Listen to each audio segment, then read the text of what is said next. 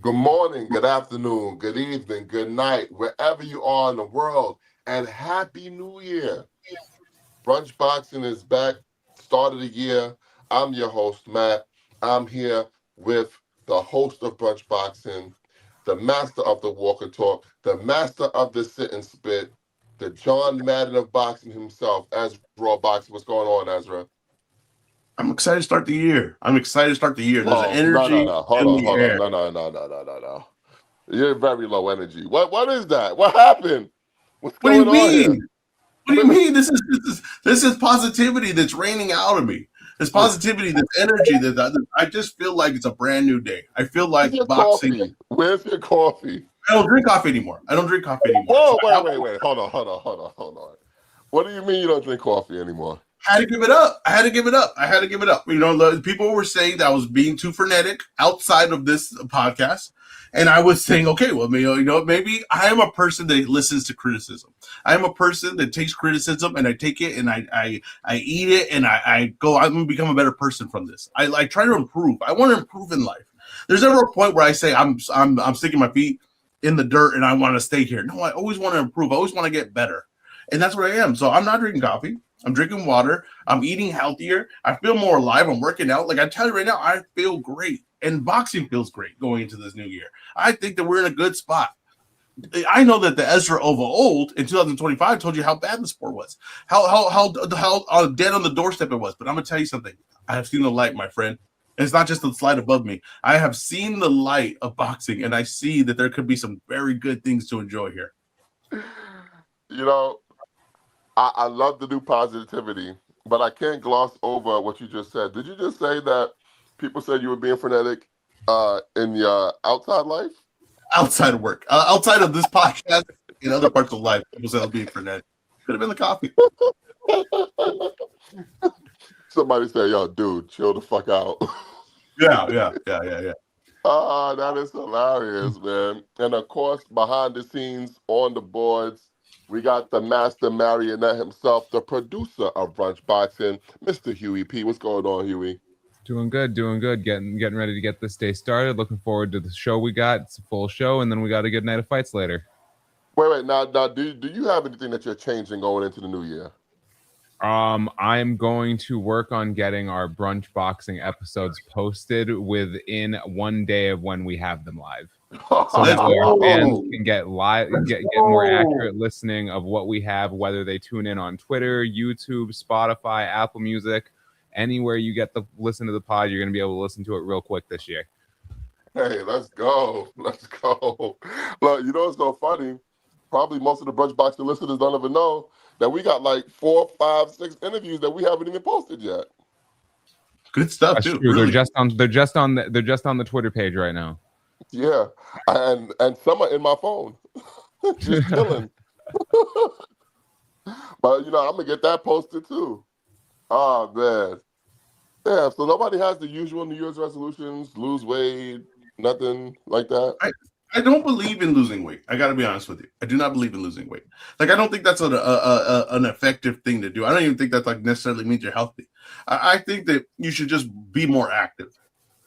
I think everyone should just be more active. But I don't think you'd be like, oh, I'm gonna lose weight or do all these things. Just be more active. That's all I would say. Eat better, be more active. I don't buy all these other things. So you never did like the diets, like you ever bought the shake weight? Remember the shake weight? No, why the hell would I buy the shake weight? Why would I go from diet to shake weight? I guess is my question. But no, okay. Here's the thing about a diet. It's all the same thing, right? Like all diets work because you're basically just using self-control to be like, I'm going to eat a specific thing. So all diets kind of come down to the same thing. It's like portion and how much time you're eating. It's really what all it really comes down to. So you can do any diet you want to do, right? As long as you're not eating chips for your diet, but you eat chicken and rice and just eat a small portion every day. That's it. Like it's all scam. It's like, oh no, do it this way or do it this way. The one time I tried that eat all like only meat, that what the hell is that called? The carnivore diet? The carnivore diet. Yeah, I felt terrible. I felt awful. I felt like I was sweating all day. Okay, so yeah, like no, like all these things are ridiculous. You know what's funny? I did the carnivore diet before. Not only are you sweating, it stinks. Yes, yes. It stinks. And here's another thing. Like the only reason I did it was not to lose weight. I just was like, oh, this is a great way to trick my wife into letting me just eat steaks all day. Like, what a fantastic diet, right? Where I can just eat steaks all day. No, you can't eat that much steaks. Like, you just can't. Like, you will But wear. yeah, that's the point of the diet. So you can't really eat that much because it weighs heavy on you, and then you end up eating less calories. Yeah, but bro, you feel terrible. Like, within that thing. I'm Yeah, sorry, but you need some other stuff. You need to mix it up. that's hilarious. I can't imagine you on a carnivore diet. I That's was on that funny. bad boy. And you barely even eat meat anymore. No, I mean, I just toned down everything. Like I said, I don't believe in diets. I just toned down everything. I'm done Yeah. like with fast food and all that.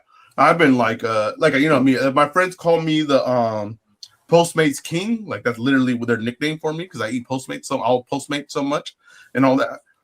But yeah, I'm just like cutting down all fast food. Like I'm just trying to I cut feel down. like the only meat you really eat is Eddie Hearn. Oh man. I don't know. Let's go on with the show. Let's get going with the show. On that note. You know what? I feel bad because the first topic is serious. Yeah, I know. All Bro, I right. think that joke gave me a cramp. I'm not gonna lie. I think I laughed when I got a cramp in my side.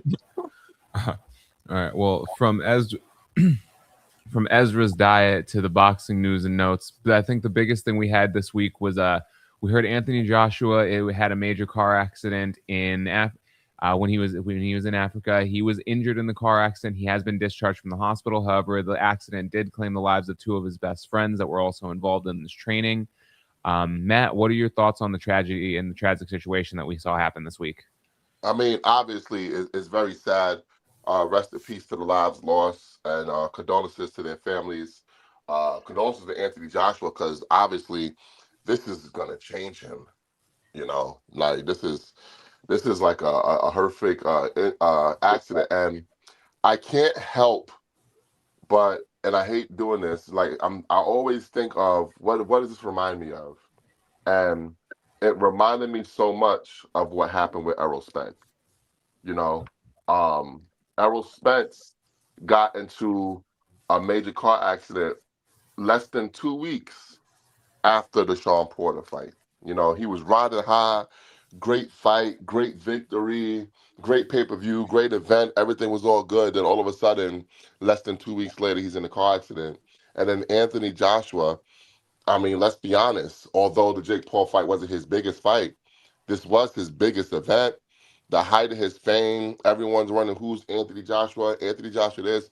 His Q rating has never been higher. And then less than 2 weeks later, he gets into this major car accident. So I was kind of shaken by the parallels of Anthony Joshua and Errol Spence. And we know Errol Spence hasn't looked the same since. You know, he did come back for a victory against Danny Garcia and Yordenis Ugas, but then he ran into Crawford, and you know it just looked crazy. Now, Anthony Joshua was planning on coming back in February, okay, in Riyadh, which I wasn't a fan of because I'm like, after that performance he had against Jake Paul, to me, you have to bring him back in the United States. You know, you got to see what you can do here because he's never been a bigger star. But he was supposed to come back in Riyadh. I'm wondering if he's gonna come back at all. I doubt he's gonna be back in February. There's no way he's back in February now. But will he come back at all? It's just a question that needs to be answered. Personally, I think he should retire, or at least take the entirety of 2026 off, and then maybe come back. Maybe come back in 2027 for a farewell fight and just call it a career. I'm not sure how you feel about that. We'll get to you real quick, Ezra. But I just think this tragedy is just something that it might be too much to overcome. Yeah, I don't know about like retire. I think all that's too soon to say what's going to happen. I think it's once again it's a horrible thing to happen. I don't want to assume what happened. You know what I mean? I don't want to do that. We don't know. Let that play out. How that's going to play out. I just like outside of boxing, just like on everything. People that take chances with vehicles, like to me, that's like the most dangerous thing we do every day is we drive and to take chances with vehicles. It's like put yourself at risk, but other people at risk. I don't know. That's just like to me, that's always just like a reminder of how like south they could go very quickly. when you're driving a car. Like, it just need to be extremely careful when you get in a car and think of others when you're driving.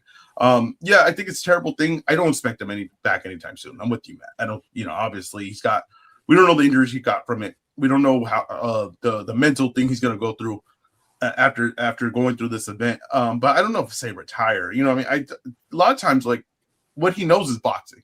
A lot of times we'll get you through something like this. We'll be going back to something that right? Getting your mind focused on something like this, like getting back in the ring or getting training and all those things might get him through this this time. So I don't know, say retire. I mean, guys have been through horrible stuff in the sport and went on to fight and went on to still do things. So I think that right now he's going to have to get his mental state right. He's going to have to get his physically right, and then we'll see where he's at, towards the end of the year or next year.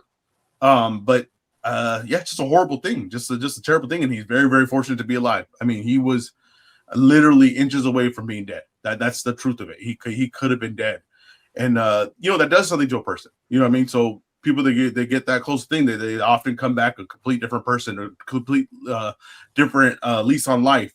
So we'll see where he's at mentally from that point on. But like I said, I don't know. I'm not saying like, oh, he should retire, because I think that he might need boxing more than ever at this point. Now let me ask you a question. If you're running Anthony Joshua's career, do you come back in 2026? I would have to see where he's at. I would be constant in contact with him and see where he's at. If I'm looking, it's going to be towards the end of the year. I'm just not going to be in a really, really, like a dangerous fight. It's going to be, obviously like a get back fight. That's where I would look at for his career. And then we'll see what he could do in 2027. Like I said, you don't know where he's going to be at mentally. You don't know what the state is. But like I said, I think if I'm his family and everything, I want him to try to work his way back to being to get into a routine of something that's normal to him. That's something that he can kind of work towards to get his mind off things and work through some things. You just kind of need that sometimes. Like when you go through something, you kind of have to get involved in something that kind of takes your mind somewhere else. Then we can work through those problems and kind of clear your head a little bit. So I really think that that's what it is. That's why I see it. So you wouldn't do Tyson Fury this year? No, I would not. Okay. Now, one of the things that I guess I've seen it brought up some places. These guys weren't just his friends; they were his trainers. One was like his physical trainer. I think another one was a strength and conditioning coach. Like, these are guys as part of his actual team to prepare for fights.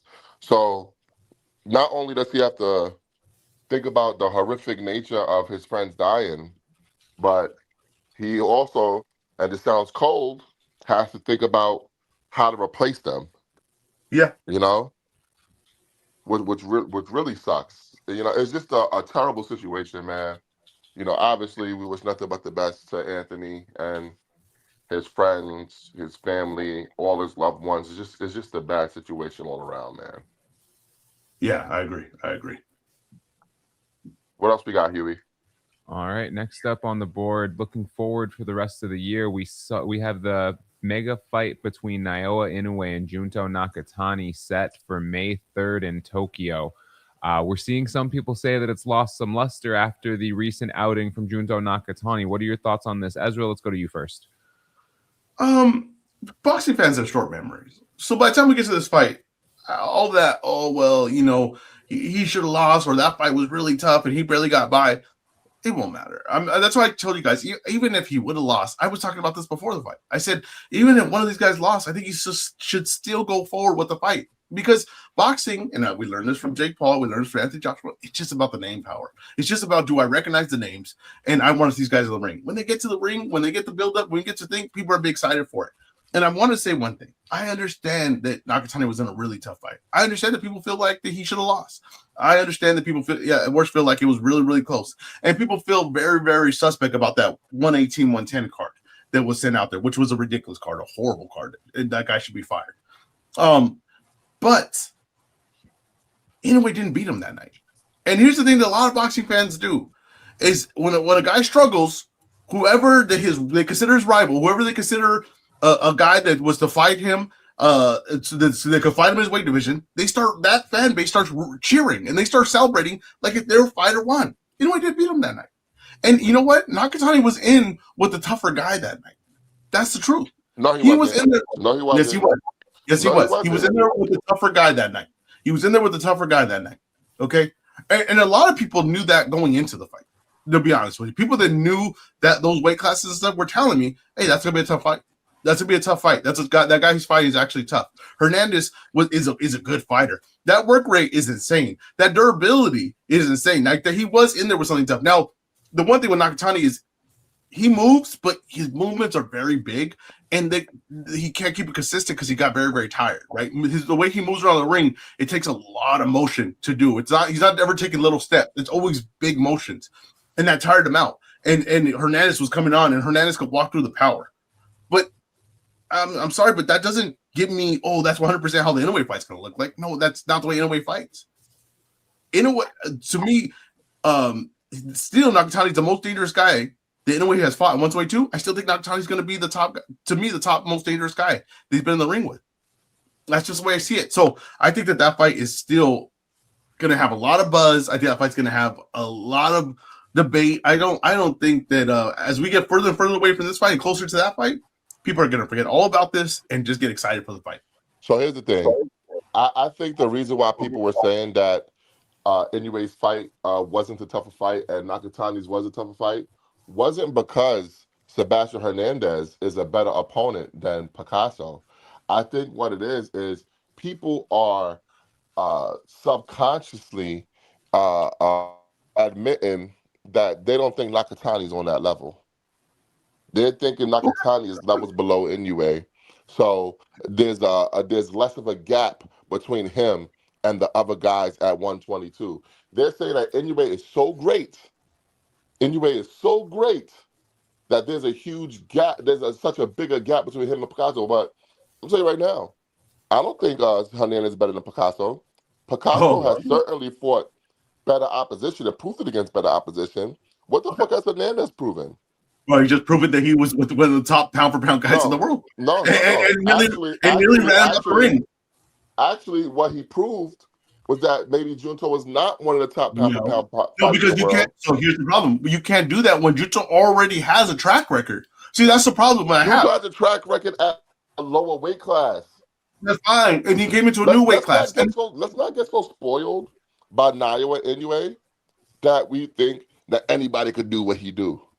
No, of course not. Of course not. Now Inoue is the best fighter in the world. We're all in agreement of that.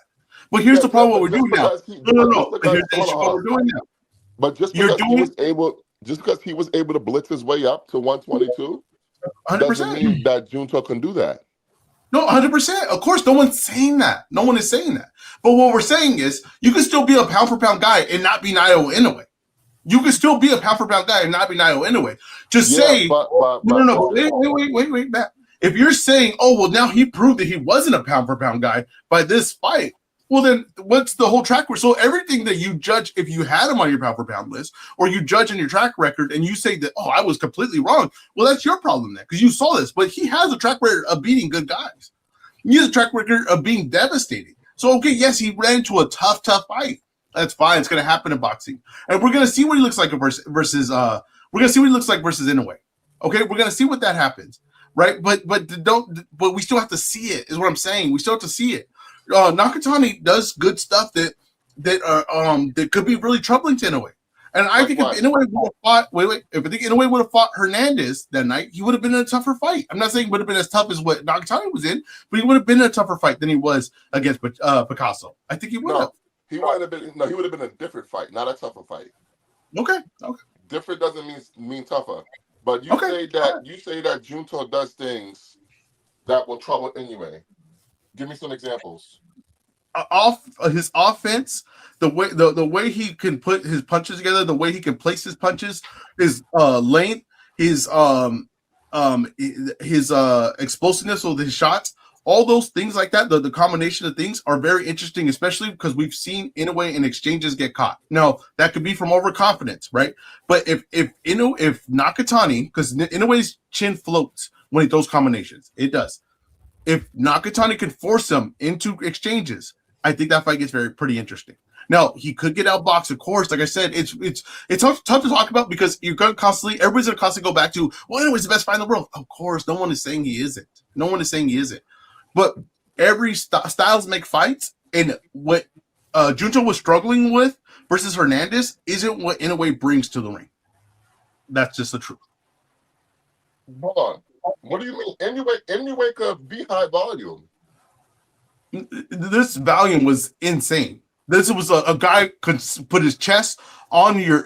He put his head on your chest and was just working. It was and extremely durable. So if Inoue's gonna take the shot, it's gonna go in there and take shots like that. Like if Inoue's gonna fight that style, I like Junto's chances even more. Inoue's not gonna fight that style. He's not gonna fight that style at all. I don't think he needs to fight that style to win. No, he doesn't. Of course not. Of course not. I'm not saying that. Inoue could do whatever he wants in the ring, including 100%. Hernandez. Let's see it. Let's see it. Anyone that's saying, "Oh well, I don't need to see this fight anymore," that's ridiculous. What a ridiculous take. What's ridiculous to me is people saying that this fight has lost some luster, which is really, really funny to me because the biggest event of 2025 was Canelo versus Crawford. And did we forget Canelo versus William Skull? Mm-hmm. I'm saying boxing fans have the shortest memories. It doesn't matter. Once you get two names on a poster, everybody's going to be like, I want to see this. That's just the truth. And I'm so glad I had the take before this fight. I said, even if one guy lost, I think we should still go forward with it. Because boxing needs fights that we can recognize. And I think boxing can't get greedy now, or boxing can't get too picky now on what fights we recognize that they're going to willing to do. This is a good fight. This is going to be a highly debated fight. This is going to be a highly anticipated fight. And this is going to do a fight that's going to do numbers in Japan. It's going to have people talking here. It's going to be very good for boxing. So all this is lost, is lesser and all that. You can lose me with that. Wait, you think this fight is going to be highly debated? I do. I think we get closer. Some people are going to pick Nakatani. I think a lot of people are going to pick Inoue, but there's going to be some people that pick Nakatani. Oh, you mean pre-fight? Yeah. Oh, I thought you meant after the fight happens. No. I think it's going to be pretty definitive. Whoever wins this one. Yeah. I think it's going to be pretty definitive when Naoya Inoue wins this one. Yeah, listen, Naoya Inoue is the best fighter in the world. That's the thing. Is it you? I don't like when we position it where if you have to say the opposite of like, hey, we're going too much one way, you're almost attacking Naoya Inoue. I'm not attacking him. He's the best fighter in the world. I just want to see it. You know that he's going to smoke Junto. Okay, that's fine. And I think a lot of people. I'm letting you know that there is a standard deviation from Inoue to Junto. I'm letting you know. I'm letting you know that Junto is barbecue chicken alert against Naoya Inoue on May 3rd. Okay. I mean, is it gonna look like the Picasso fight? What fight is it gonna look like? Tell me the fight it's gonna look like at 122 for Inoue. It's gonna look like the Stephen Fulton fight. Okay, because he doesn't fight anything like Stephen Fulton. Okay, he don't fight anything like Stephen Fulton. I agree. Look, if you're gonna try to pick shots versus Naoya Inoue, you're gonna lose 100%. I don't see a guy anywhere close to these weight divisions that could pick shots with him. That's gonna play that game with Inoue. Okay, and if Nakatani tries to play that game, he will lose. He will get smoked. It won't be close. So if he doesn't come in with aggression, he doesn't come in and say, "I'm gonna force some stuff to happen. I'm gonna force this guy into exchanges. I'm gonna force this guy to move back, or if he stays in, he's gonna have to really earn that spot." Then yeah, he will lose the fight. But I don't. There's no similarities to me with Fulton and Nakatani on their styles. There just is. No, I'm not talking about their style. I'm talking about the ease in which Inoue dominates. Okay. Before we move on from the topic, I do want to introduce friend of the show, frequent guest, founder of the Corner Stool on Substack, Cliff Rold. What do you got to add to this conversation on Junto and Naoya Inoue? Yeah, I just I tried to chime in earlier. I'm not sure, and I think Matt might be right on this. I'm not sure you can definitively say that Hernandez is better than Picasso because styles make fights. Going into that fight, the best win for each guy on their record was Crazy 8, and they both beat him. Hernandez beat him about 8 rounds to 2, and Picasso beat him around 10 rounds to 2. And I found it interesting in the aftermath of the card that the Inoue camp talked about, and they're not usually ones to be braggadocio, so I take it at somewhat face value, that Hernandez, they expected to give Nakatani a tough fight because they'd seen him in the gym, and the only person in the gym who could handle him and tuned him up was Inoue. Inoue and Hernandez wouldn't have been the same fight as Nakatani and Hernandez was. And I'm not convinced that Picasso would have been as easy for Nakatani as he was for Inoue. I mean, it would be interesting to see Picasso and Hernandez fight. That's a fairly competitive fight, but they're very different fighters. So I'm not sure that we can definitively say one was better than the other. One looked better against their opponent, but they weren't fighting each other's opponent. Exactly. That's a fair thing. Now I want to say this because I did hear the sparring stories brought up on the thing. Now I'm very curious is how many rounds Inoue was going with Hernandez when he was looking very, very good against him. Because if you notice that in the Junto fight, Junto looked very, very good for 5 to 6 rounds as well versus Hernandez. He was actually boxing him pretty damn well in those 5 or 6 rounds. And the problem was his, like I told you, the motion of his legs takes too much that it kind of he couldn't keep up the leg movement to keep him off him, and he was getting stuck in range. Now, usually when you spar a guy about 4 to 6 rounds. Not a lot of guys are sparring 10 to 12 rounds, one single guy. And the reason why they're seeing Hernandez spar all these other guys is because you're usually switching through sparring partners, right? So you go 4 or 6 with the guy, and then they'll bring another guy because often when you're sparring, you want to get a fresher guy in or a different style in, and you'll work the next 6 with him. So, like I said, Junto looked good 5 through 6, 1 through 5, or even 6 round versus him boxing him. If I won a sparring session and I saw the first 5 rounds, I'd be like, hey, that was easy work for Junto. So that's the thing. I agree with you. Look at there's no as far as like all the records and everything, who's better. I just from my eyes and not just now that I know Hernandez, go back and look at Hernandez and what he can do. I just think he's a more capable fighter than Picasso. Picasso's last fight didn't look good. We were not confident of Picasso off his last fight. It didn't look great. Hernandez, to me, with that the pressure he could bring and something like that, Picasso doesn't have a skill that's as good or a capability that's as good as the work rate, durability, and pressure that guy can bring. Okay. All right. Next thing on the. Oh, sorry, Matt. Did you have anything to add before we go to the next topic? No, I'm good. All right. So next up, from a fight that we're expecting to one that we're not, Virgil Ortiz versus Jerome Boots Ennis does not appear to be close. Matt, what do you have on the situation? My music.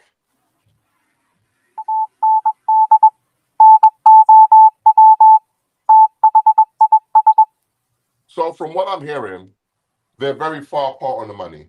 All right.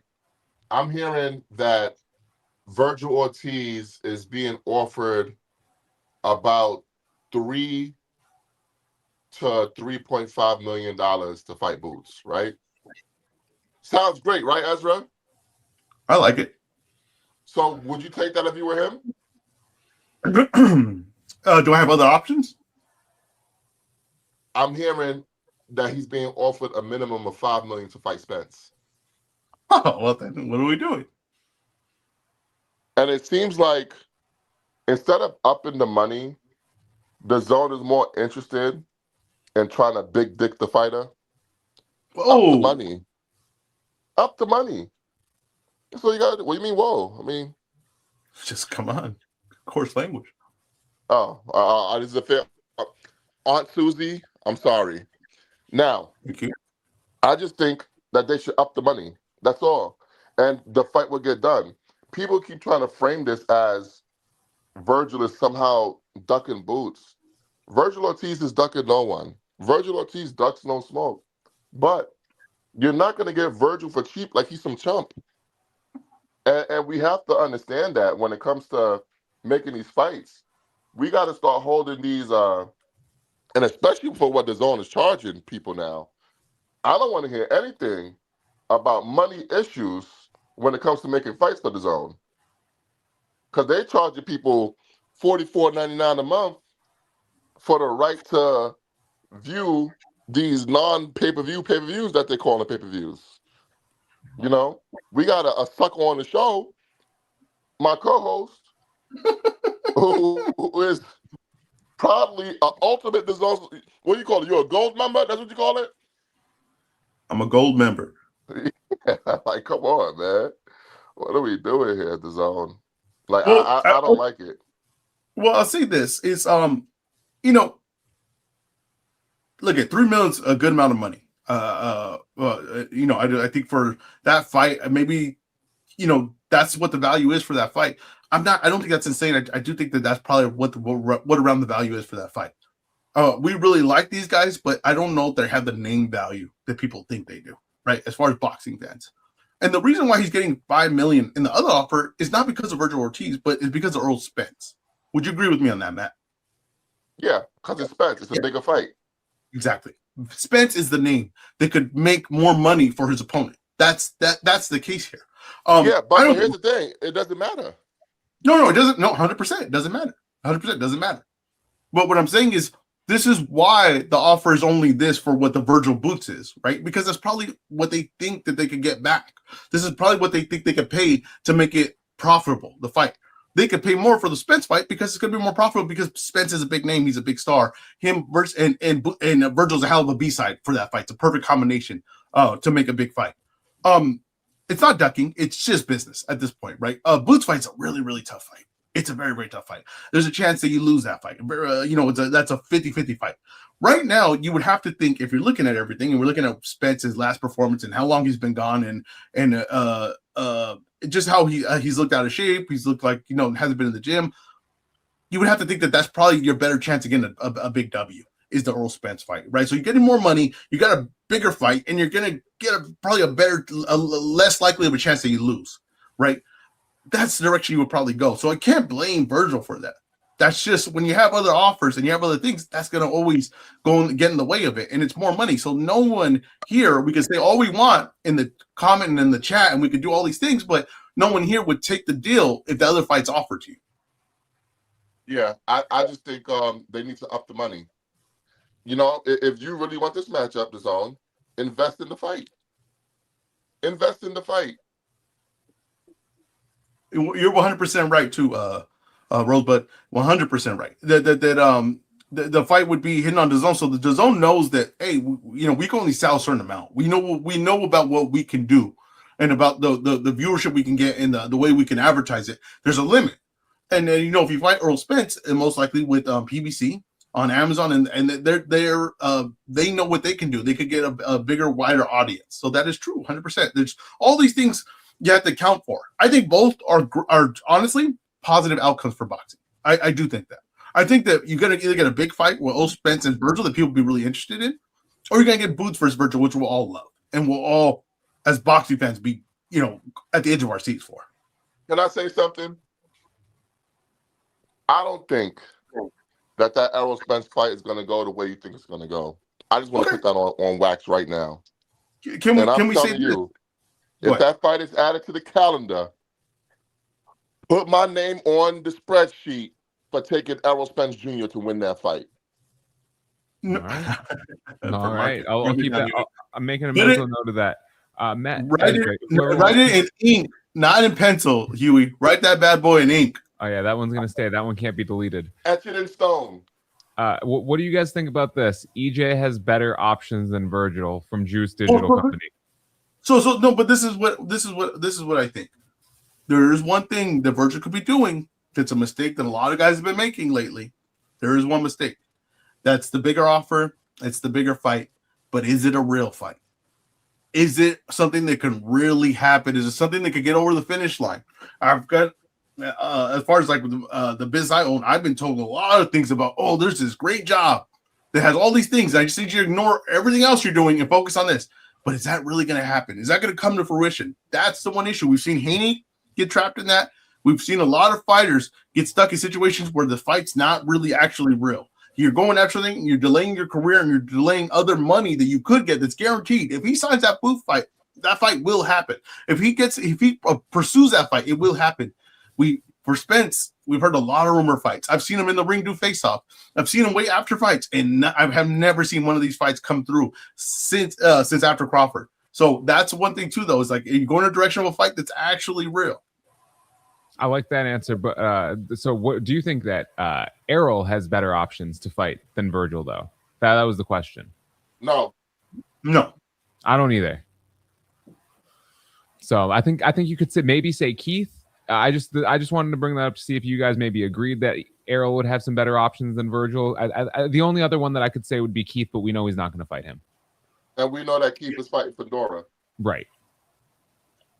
All right. Anything else on this fight before we keep going? Yeah. Boxing fans, stop trying to crown every fighter a ducker. Just let the business play out. Stop worrying about how the sausage is made behind the scenes and just eat it when we serve it on your plate. Whoa. Insane. Keep it rolling. All right. So this is going to be an interesting one. Ez, I want your thoughts first. Canelo Alvarez has reportedly turned down an IBF elimination against Osleis Iglesias. Yeah, I mean, it's not breaking news, nothing that's stunning. He was never going to take that fight. I mean, we knew that for a fact. You know, I mean, Canelo, we already know how his schedule's going to look. We know how his schedule's going to look, but we know how the opponents are going to look and how he's going to attack this. So, no, I never expected that to be a thing. I never expected him to take this fight or be interested in this fight or even like, oh, they're negotiating. Never in a million years I expect that. So yeah, that is what it is. Iglesias can move on, fight someone, get a belt. That's really important to his career because he's not a big name. He needs a belt. He needs something to say, hey, I'm in this weight class. You got to see me. So if you want to advance your career, that's the position he needs to be in. So he's in a good spot now. Yeah, I agree. I wasn't expecting Canelo to come back. I just find it very interesting that Canelo is the second person to turn down Osleis Iglesias, the first one being Lester Martinez. Wow. So it's like nobody wants that smoke. Wow. Nobody wants that smoke. Well. Well, you know, Iglesias is a hell of a fighter. I mean, he's a hell of a fighter. So we got to see. He's definitely someone to watch. Like if you're not familiar, you gotta watch him. You gotta go look him up on YouTube. This dude is a power puncher. He is a power puncher. You gotta watch him. Now I will stop short of calling him a boogeyman because let's be honest, he doesn't mean anything business wise. Yeah, he's got no money behind him. Yeah, well, he got money behind him. No, but he's got no money value he brings to the thing. He's not making anybody no money. But we'll see. Next up on the board here, we got Tyson Fury set to return in 2026. Matt, what will he do?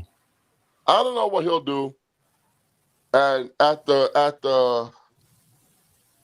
don't want to feel like I'm being like hyperbolic or conspiracy theory or just maybe I'm reading too much into things. I think it was kind of distasteful that all of a sudden he wants to make a comeback the week Anthony Joshua has this horrific car accident. It almost kind of seems like, I hate to say this, trolling. That's interesting. I didn't like that. It definitely didn't read too much into it. Training. It definitely didn't look like he's been training. He looked very, very fast. Yeah. All of a sudden, Joshua gets in this car accident, and now, oh, look, I'm back at the gym. He's going to be making a comeback for 2026. Bro, have some class. I didn't even think about that, but that's a good point. That is kind of what it comes off as. Yeah, I didn't think of that either. I just thought it was weird. And I wouldn't put it past Fury. I don't expect him to see him against any real competition. I'm gonna be honest with you. He is in that celebrity stage of his boxing career, and I think that he will fight a guy that maybe he could piece up and get some rounds in. I think that I think they're going towards that Joshua fight. Hold on, next question: is Anthony Joshua real competition? At this point, probably no, but it's a big name. You know what I mean? But they're not as far as the other names that he has. But honestly, what do we know what Fury looks like? I mean, like I said, this is a Fury that we have seen get, to me, in my opinion, lose to Francis Ngannou, right? So this is a Fury that I've seen look absolutely terrible. So I don't know what I'm going to get with these guys. When a fighter gets to a certain point where, like, mentally they're not 100% in, you never really know what you're going to get with them. You can never be confident you know what you're going to get with them. So I could get a real sloppy fight with Joshua, and then Joshua could have a really good chance in it, right? So I don't know what I'm going to get with them, but I don't expect to see Fury in with one of these top contenders. I don't expect to see him with a Wardley, a champion, or Caballel. No, he ain't going to get that. So, you're going to get a lower level guy that we know that doesn't have a chance of beating Fury. Here's what we'll get with Fury and Joshua: a big event, monster event. 100%. But that's about it. But yeah, I don't know why. Maybe, like I said, I could be reading too much into it, but I ain't like it. No, I could see that. And honestly, that kind of aligns with what we've seen from Tyson Fury in the past and what he's shown from his character. So I wouldn't be surprised if that's what he was doing. Yeah, I didn't like it. Ezra, your boy Moses Atalma explains why he turned down IBF Eliminator with Frank Sanchez. Is he ducking? So listen, I'm Wait, perfectly before you say that, let's set it up. Yeah. He claims that he turned down the IBF Eliminator with Frank Sanchez because he didn't want to lose his ranking with the BA, the BO, and the BC. No, listen. Before I ever even heard his excuse on why he did that, I called it like I saw it. I said, look, they're trying to slow him down. They're not trying to speed him up. We thought, oh, he could fight for. I said he could fight for a title right now. He could give Usyk trouble right now, but they're slowing him down. They're saying there's no need to rush this.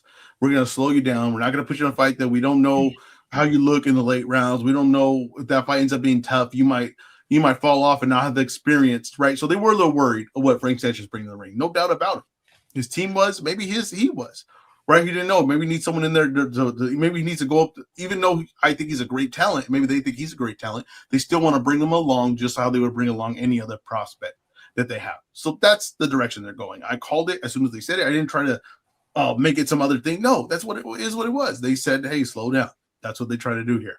I think he's a great talent. I think he's gonna be an elite level fighter. If I had to put my prediction on a guy that I think is for sure going to be a world champion, is going to dominate a weight division, that's the guy I would pick. But I do think that we're a little worried about what Frank Sanchez brought to the ring. Go ahead, man. So can we agree that this whole lose my ranking thing is bullshit? Yes. Okay. All right. Because one thing I want to point out, he would not lose his ranking, by the way. No, why would he lose his ranking? Yeah. You only lose your ranking for fighting for a belt. A belt. Yes. Not for an eliminator. Okay. So it was the dumbest excuse he could possibly use. Yeah. He just didn't want to fight him. Just say it. Bro, 100%. I don't want Frank Sanchez's hands in my world. That's all you gotta say, 100%. brother. 100%. Frank Sanchez ain't no easy fight. Now we were told that Torres did take this fight. Am I correct on that? I could be incorrect. Maybe there was a report that way. Or was it reported that Torres accepted the fight with Frank Sanchez? Yes. Okay. So that's a good fight. And that's Torres really taking a leap into that's a really, really steep step up competition. It really is. So one guy scared, one guy ain't. So Torres takes that fight and that goes through and that actually happens. And he beats Frank Sanchez. That's a hell of a statement. You got to move him ahead of Atama, right? Yes, 100%. Okay. No, I'm not saying that he'll be better. I would think he's better than Atama, but he's way more further along in his career than Atama is. Okay. What else we got, Huey? All right. I don't know how long you want to spend on this topic here, but we got TKO Boxing set to launch later this month. So on January 30th, Radzab Butayev and Serhii Bokachuk, also Rayo Valenzuela. There was also a report earlier this week that Vito Melnicki was signing with Zuffa, but he has turned with Samson. What's the TKO roster look like, Matt? That's a great question. Here's how you know what the TKO roster looks like. Go to BoxRec, find Tom Loeffler's name, and go look at the events that Tom Loeffler has put on. And there's your TKO roster. Oh, yeah. I did also miss Callum Walsh versus Carlos Ocampo on January 23rd. Sorry, I skipped right to the 30th event. Yeah. Now, I was told that the January 23rd Callum Walsh, that's basically going to be all you're going to be getting if you're a boxing fan. But I was told that the 30th is going to be stacked. And by stacked, how stacked can you be with, TKO? But it's going to be stacked, is what I was told. Okay. But interesting, right, that their first fight, they're kind of like, I don't know. Why are they trying to stack the second card and not the first card, I guess is. I think what it is they want to give Callum Walsh the spotlight. Okay. They think that they have something with Callum Walsh. Now, they're wrong, but they think they have something with Callum Walsh. I think it also gives you an opportunity to work out any sort of production issues that you might have on the first show. So that way, with the second show that actually has a lot of names on it that you're expecting to have high viewership, you won't have those type of technical difficulties. Okay, that's fair. No, they're not gonna have production issues. This is UFC shoots all their own shit.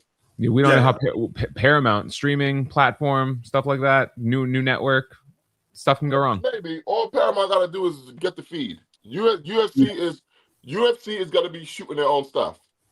You know how much of a control. Oh yeah, they're going to do all their own production as far as the filming of it, but the actual stream of it, the quality. Like I remember when I think they had some issues with the first event they had on ESPN where it was like the audio where the video feed was cutting out. So maybe they're just trying to avoid something like that. Interesting. Honestly, I did not know that because I don't watch UFC, but. Yeah, that's really, really interesting. I just think we should not set our hopes too high with these cards. Just let's take it easy. Let's just take it easy. I do like Butea versus Bojack. I do like that fight. I think that fight has potential to be a pretty entertaining fight. So we have to see how that plays out. I think Riles are pretty surprising. Well, I was pretty surprised that he signed with Zuffa. I think that I thought his name was in the weight division he's in, that he would have some good offers with some other promotions where he can actually go after titles and big names. But there's definitely going to be a market for these guys that maybe are not, they're definitely not world level fighters as far as like can't be the top of a division, can't be undisputed, can't be the elite of the elite, not pound for pound guys. Where they could go to a place like this and maybe get the belt and then fight lesser competition and just be the king, right? Big fish, small pond situation. And they can make good money doing that, right? Like if Riles able to fight 3 times a year, and let's say he's champ, and let's just say that pay scale is correct, what we saw, and he's able to make around $800K for 3 fights a year. That's an all right living. That's an all right living, especially if the competition isn't high, right? It's an all right living. I don't think that pay scale that we saw is correct. No, I'm just assuming here. Right? Let me tell you what I know. From what I've heard, they offered Mioneki, who was gonna be their top guy at 160, like maybe 200K. A fight? I believe it was over the course of the deal. Jesus. No way. Listen, it could be per fight. I know they offered him 200K, but and this goes with what we've been hearing. I heard that he's not allowed no sponsorship. Yeah, no, they're not going to be allowed any sponsorship. That's for sure, because that's what the UFC does. I mean, it's going to be the same within the same line of what the UFC does in their business model. Not going to be no sponsorship for them, of course not. Yeah, but sponsorship is a big chunk of what boxers make. It was a huge thing for MMA fighters too. They lost a lot of money. A lot of MMA fighters were making more money in their sponsorships than they were in their fights. And when they took that away, it was like, oh, you took my whole pay, basically all my pay. It was a huge discussion in the thing. And and another thing too is it took away from the character the fighters had, the personality the fighters had. It took away from a lot of things. It's not just as far as the financial, but it also takes away from a fighter establishing himself separate from everybody else. I'm pretty sure Stan stopped doing UFC events after they stopped allowing sponsorships because that was part of his thing too. It affected the cornermen. Yeah, that's not gonna fly in boxing. It's tough. It's tough when you're paying less than everybody else, and then you're not allowing the avenues to make money in the room when you step in that ring. I think that is very, very, very tough. Yeah. Yeah, because I'm worried about the quality of the fighter they're going to be able to get. No, but Matt, would you agree with me that you would think though, like say Vito, okay, they offered that to Vito, right? But you would think that Ryle could get a bigger offer from another promotion if let's say $200,000 is the number per fight. You would assume that Ryle could get a bigger number from another promotion, correct? Whether or not he can get a bigger number, here's the thing. Is he going to get the dates? Yeah. Is he going to be positioned? Because from what I'm hearing, he's going to be the main event of that 30th card. Over Bochuk? Yes. Oh, okay. I mean, I think that's the right move. Honestly, I think that's the right move. And with him, you gotta try to make him something over there. I think that's the right move. Yeah, Ryo's not going to be the main event anywhere else. He's a B-side somewhere else, maybe a B-side main event, maybe might be. Ryo has a fun style. I think people like Ryo. I mean, that's why I said I'm pretty surprised by the signing, but let's see what they could do with him. All right. Question from Boxing Sources J.R. Bell. Do we know how many times they're going to fight in a year with Zuffa? Or how many events they're planning on having? Well, they're going to have an event a month. More than that. You got two for January. And then the following week, the first week of February, they're going to have an event also. So I think they're going to do... The number I read was spitballing. I think they're going to do at least like 24 events this year. Okay. The number I read was 16, but maybe that's the minimum they're going to do this year. Okay. So if on that schedule, Ryo, I mean, what Huey? What's a fighter's pace in a year in the UFC? 2 to 3 times a year. You might be able to sneak in 4 if you fight in January. And I don't think they're going to have a huge roster, like I said, for what we're saying right now. So they're going to have to they're going to have to recycle some of this. So I think he can fight 2 to 3 times a year for sure. On that pay, he's going to have to. Yeah. All right. Next up, Ezra, your Ultimate DAZN subscription. Do you still have to buy pay-per-views? I don't have to buy pay-per-views anymore. That I don't, right? But until further notice, right? Because you never know with DAZN.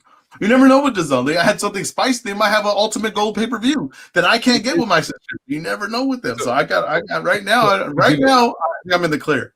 To give the listeners some background here, what we're seeing is DAZN is still charging Ultimate subscriptions in Canada for pay-per-views. Begs the question, is the US next? Matt, what are your thoughts on DAZN subscriptions and what they're doing in Canada, our friend up north, and how that could impact us here in the future? My thought is class action lawsuit. That's my thought. Enough is enough with DAZN. My guy Jim Karras, who is one of the great boxing handicappers in history, Canadian, he was dismayed that he was going to get charged $69.99 for a pay-per-view when he has the Ultimate DAZN subscription. $69.99 on top of paying $44.99. That's criminal, Ezra. No, do you think? Because this is what I think. I think it's I think it's an error in the app that's not reading his gold membership when he goes to get the pay-per-view. I think that's what's happening here. I don't think they're trying to charge him for a pay-per-view on top of his gold membership. I just think that the app is so poorly constructed that it's not reading his gold membership. That's even worse. It might be worse, right? It might be worse. That's even worse.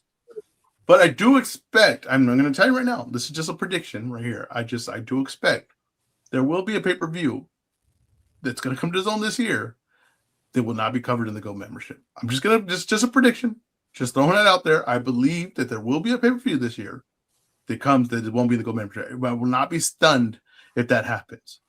I'm just interested in what people say at that point. And you know what, Matt? Yeah, I'll pay for it. I will pay outside of my subscription the additional money to watch the fight. You know what, Huey, add Ezra to the block party. No, you can't do a co-host. You can't do a co-host. We're doing that again. You blocked. You is dumb as hell. You blocked, man. Ezra, what's your problem? I watch boxing. I enjoy boxing, and I understand that if boxing had 1 million me, it'd probably be the most popular, profitable sport in the world if it had 1 million me. But like I said, I'm covering the sport. I got to pay to watch it, and my positivity now is just that I'm gonna watch this wherever the form it takes. I'm gonna watch it, and I'm gonna enjoy it, whatever form it takes. And we're going to see where that takes us. We're going to see what road that takes us down. Wait a minute. Is this whole positivity gimmick just an experiment from you? No. Like I said, I've seen the light. Wait a minute. I figured you out. It's the first episode of the year. How could it be? This is not. You got to go like Matlock. You got to wait till the last episode of the year to figure me out. That's funny. Listen, I just think it's a little weird, but whatever. Listen, I don't subscribe to the Zone. It doesn't affect me, but I don't like what they're doing to boxing fans. And we are the platform of the people. Like, even the most staunch the Zone defenders, although I don't know why anyone would defend a network, even the most staunch the Zone defenders can't defend this, right? I agree. Is there any network you would defend? Doesn't have to be with boxing. Has there been a network you defended? Not a network, maybe a person. Okay. Deontay Wilder has never lied to him. Exactly. No, but Wilder's never lied to me. Spencer's never lied to me. Like when I was a kid, man. When I was a kid, right? Nickelodeon was where it was at. Like I understood Cartoon Network, it had some things and everything, but you couldn't tell me anything about Nickelodeon. Like Nickelodeon had the hits, the presentation was great. It did like game shows right, like everything about Nickelodeon. So I would defend Nickelodeon as a kid. Like it was like a battle, like, oh, Cartoon Network has it, and it was just like, nah, Cartoon Network was never on Nickelodeon's level. What did Nickelodeon have that was so good? Bro, they had Hey Arnold, they had Rocket Power, they had SpongeBob, they had everything. Hey, Angry Beaver, like they had everything. This bad boy was bringing all this stuff to the table. They had the it was like a game show where you were like climb a pyramid and like Aztecs would take you, and then if you got caught, like they had all this great stuff. And then they would do like the summer they would do like a block party, and it would be like 6 hours straight of SpongeBob, 6 hours straight of Hey Arnold, 6 hours straight of Rocket Power, and it was just they just understood it. They how made old are you? I'm 35. Really? Yeah. Because SpongeBob was after my time. It was right during my time. Interesting. Maybe it wasn't supposed to be during your time. You're just immature. Could be too. Yeah, I mean, SpongeBob. I'm like SpongeBob. Bro, SpongeBob is still an all-time show in my opinion. Mind you, he didn't say cartoon. He just said all-time show. Period. All-time show. SpongeBob is one of the funniest shows you will ever see. What else we got here? We had the host of the Sunday morning sermon here, but he left, so we'll move on to the next topic, where Netflix reportedly has interest in broadcasting Floyd Mayweather versus Manny Pacquiao.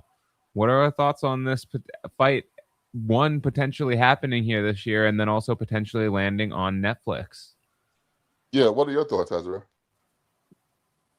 Like I said, I don't think that this is. I don't think that really affects. It's not real boxing, like as far as that. Honestly, Manny Pacquiao fighting for world titles, I think is like it's not anything great, or it's just a name. So if they do their thing and they make their money, then it is what it is. It kind of seems like a Netflix fight. Kind of seems a fight that Netflix be interested in. I think that people would tune in for sure. All right, people are definitely going to watch that. As far as like for boxing or how does it affect boxing, I think just Rolly Romero would just lose an opponent. I really think that's all that happens here. Is Rolly Romero would just lose an opponent. That's a lot of money. Yeah, I don't think that it affects boxing too much as far as like the rankings or anything like that. Like I said, Manny Pacquiao has really just been here because he's a name. I don't think that anyone thinks that Manny Pacquiao is going to become king of the 147-pound division. I don't think people think that Manny Pacquiao is going to suddenly go on some amazing run. I don't think that. So like I said, Manny Pacquiao was there. That was a gimmick really fight with him and Rolly. That was a gimmick fight with him and Barrios. And if a gimmick becomes a bigger gimmick with another gimmick fight, then that makes perfect sense to me. Yeah, I'll be honest. I don't have many thoughts on this fight. I love it. If that's you love it, huh? Oh yeah. I'm a big events guy, Ezra. You are a big events guy. Realistically, Netflix is the only platform that makes sense for this event in 2026, right? No, you can pay-per-view it. You could pay-per-view that. The people. I mean, how many people? I'm not saying this is a knock to Floyd Mayweather and Manny Pacquiao. How many people are buying pay-per-view in 2026? Period. Not that period. That one they would, because people buy pay-per-views when you're gonna have a party. People buy pay-per-views when you're gonna have people over, and people hated that fight the first time. People thought that was a terrible fight the first time. People are still gonna pay for it for 45 and 50-year-olds. Yes, people I don't think so. People have short memories. They do. It's just an event, and then let me tell you why though. I'll tell you one thing, Huey. The reason why they would do that. They know Manny Pacquiao is not a real fight. Yep. They know Manny Pacquiao is capable in the ring. They think there's a chance that Manny Pacquiao knocks out Floyd Mayweather. You're right. They don't think that Manny Pacquiao. This might be the come-uppings that they finally get, where Manny Pacquiao would beat Floyd Mayweather. That's why people will pay for it. It's Floyd Mayweather. You're right. Floyd Mayweather is an absolute genius when it comes to how to market a fight. He knows. I'm underestimating how much people hate Floyd. You're right. Yeah, people want to beat. All right. Next up here. The Ring 6, Richardson Hitchens was supposed to be the co-feature, but we've seen him be replaced by Keyshawn Davis. What happened here, Matt? Real quick, Emily said, "Am I eating?" And I know we don't, we don't have no sponsorships yet or anything like that, but I am not eating. This is the good classic Big League Chew. Now, people forget about Big League Chew. No free ads. I'm just saying, people forget how good Big League Chew is. Big League Chew is a classic. It's an established brand to me. It's a gum that should be bought more often. It should be on your countertop when you go there. It's hard to find, honestly, but I am chewing Big League Chew. All right, go ahead. Can I tell you something, Ezra? Try not to take offense to this. You're an addict. In what way? Bro. Into what? You gave up coffee, and now you're chewing gum like it's the oasis in the desert. Matt, he was always chewing gum. He was chewing gum while drinking coffee. 100%. 100%. Your co-host is a sick individual, Matt. Yeah, this is just his new thing. This guy's an addict. Keyshawn, go. What about Keyshawn? Richardson Hitchens removed from the Ring 6 co-feature. What do we have to say about that and what happened? Yeah, hit my music again.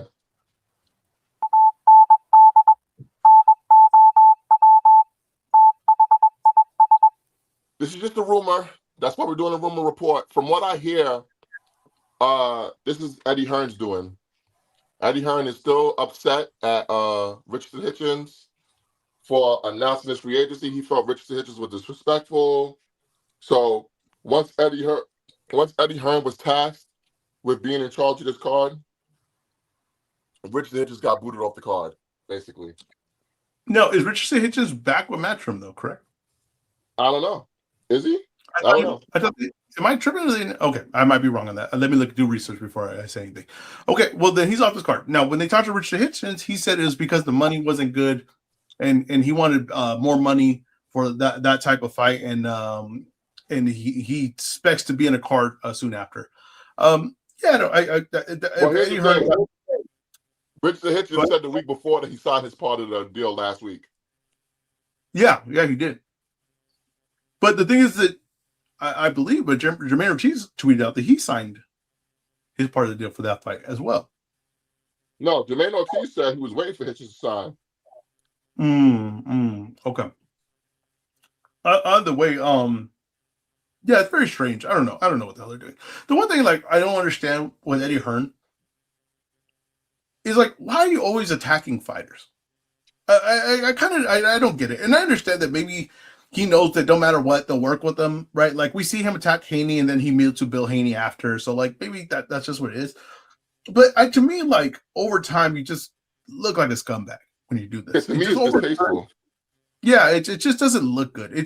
I don't understand it. To me, maybe I come from a different era, but the promoter was always just kind of there to promote his fighter, but it was rarely where we would see him openly put down guys, or rarely where you would see that, because to me, the promoter was always like, I could be working with this guy in the future. I mean, we've seen Don King would come in with one fighter and leave with the other, right? He would leave with the winner, right? And that was just kind of the mentality.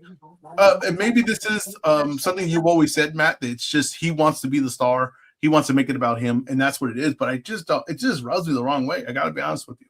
I'm sure that they'll work this out. If they were going to work together, it'll be worked out, and Hitchens will be in a good fight, and they'll get him some opportunities. But I just don't like stuff like this.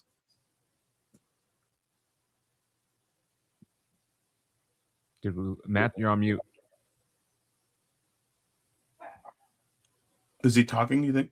No, I hope not. Actually, I kind of hope so. Yeah, let's just move to the next one. He'll catch up. He'll realize. All right, so we're hearing that Deontay Wilder versus Alexander Usyk is being tabbed for the spring. One, how are we feeling about the bout, and what do we think about Deontay Wilder predicting a victory over Alexander Usyk? Well, I sure hope he did.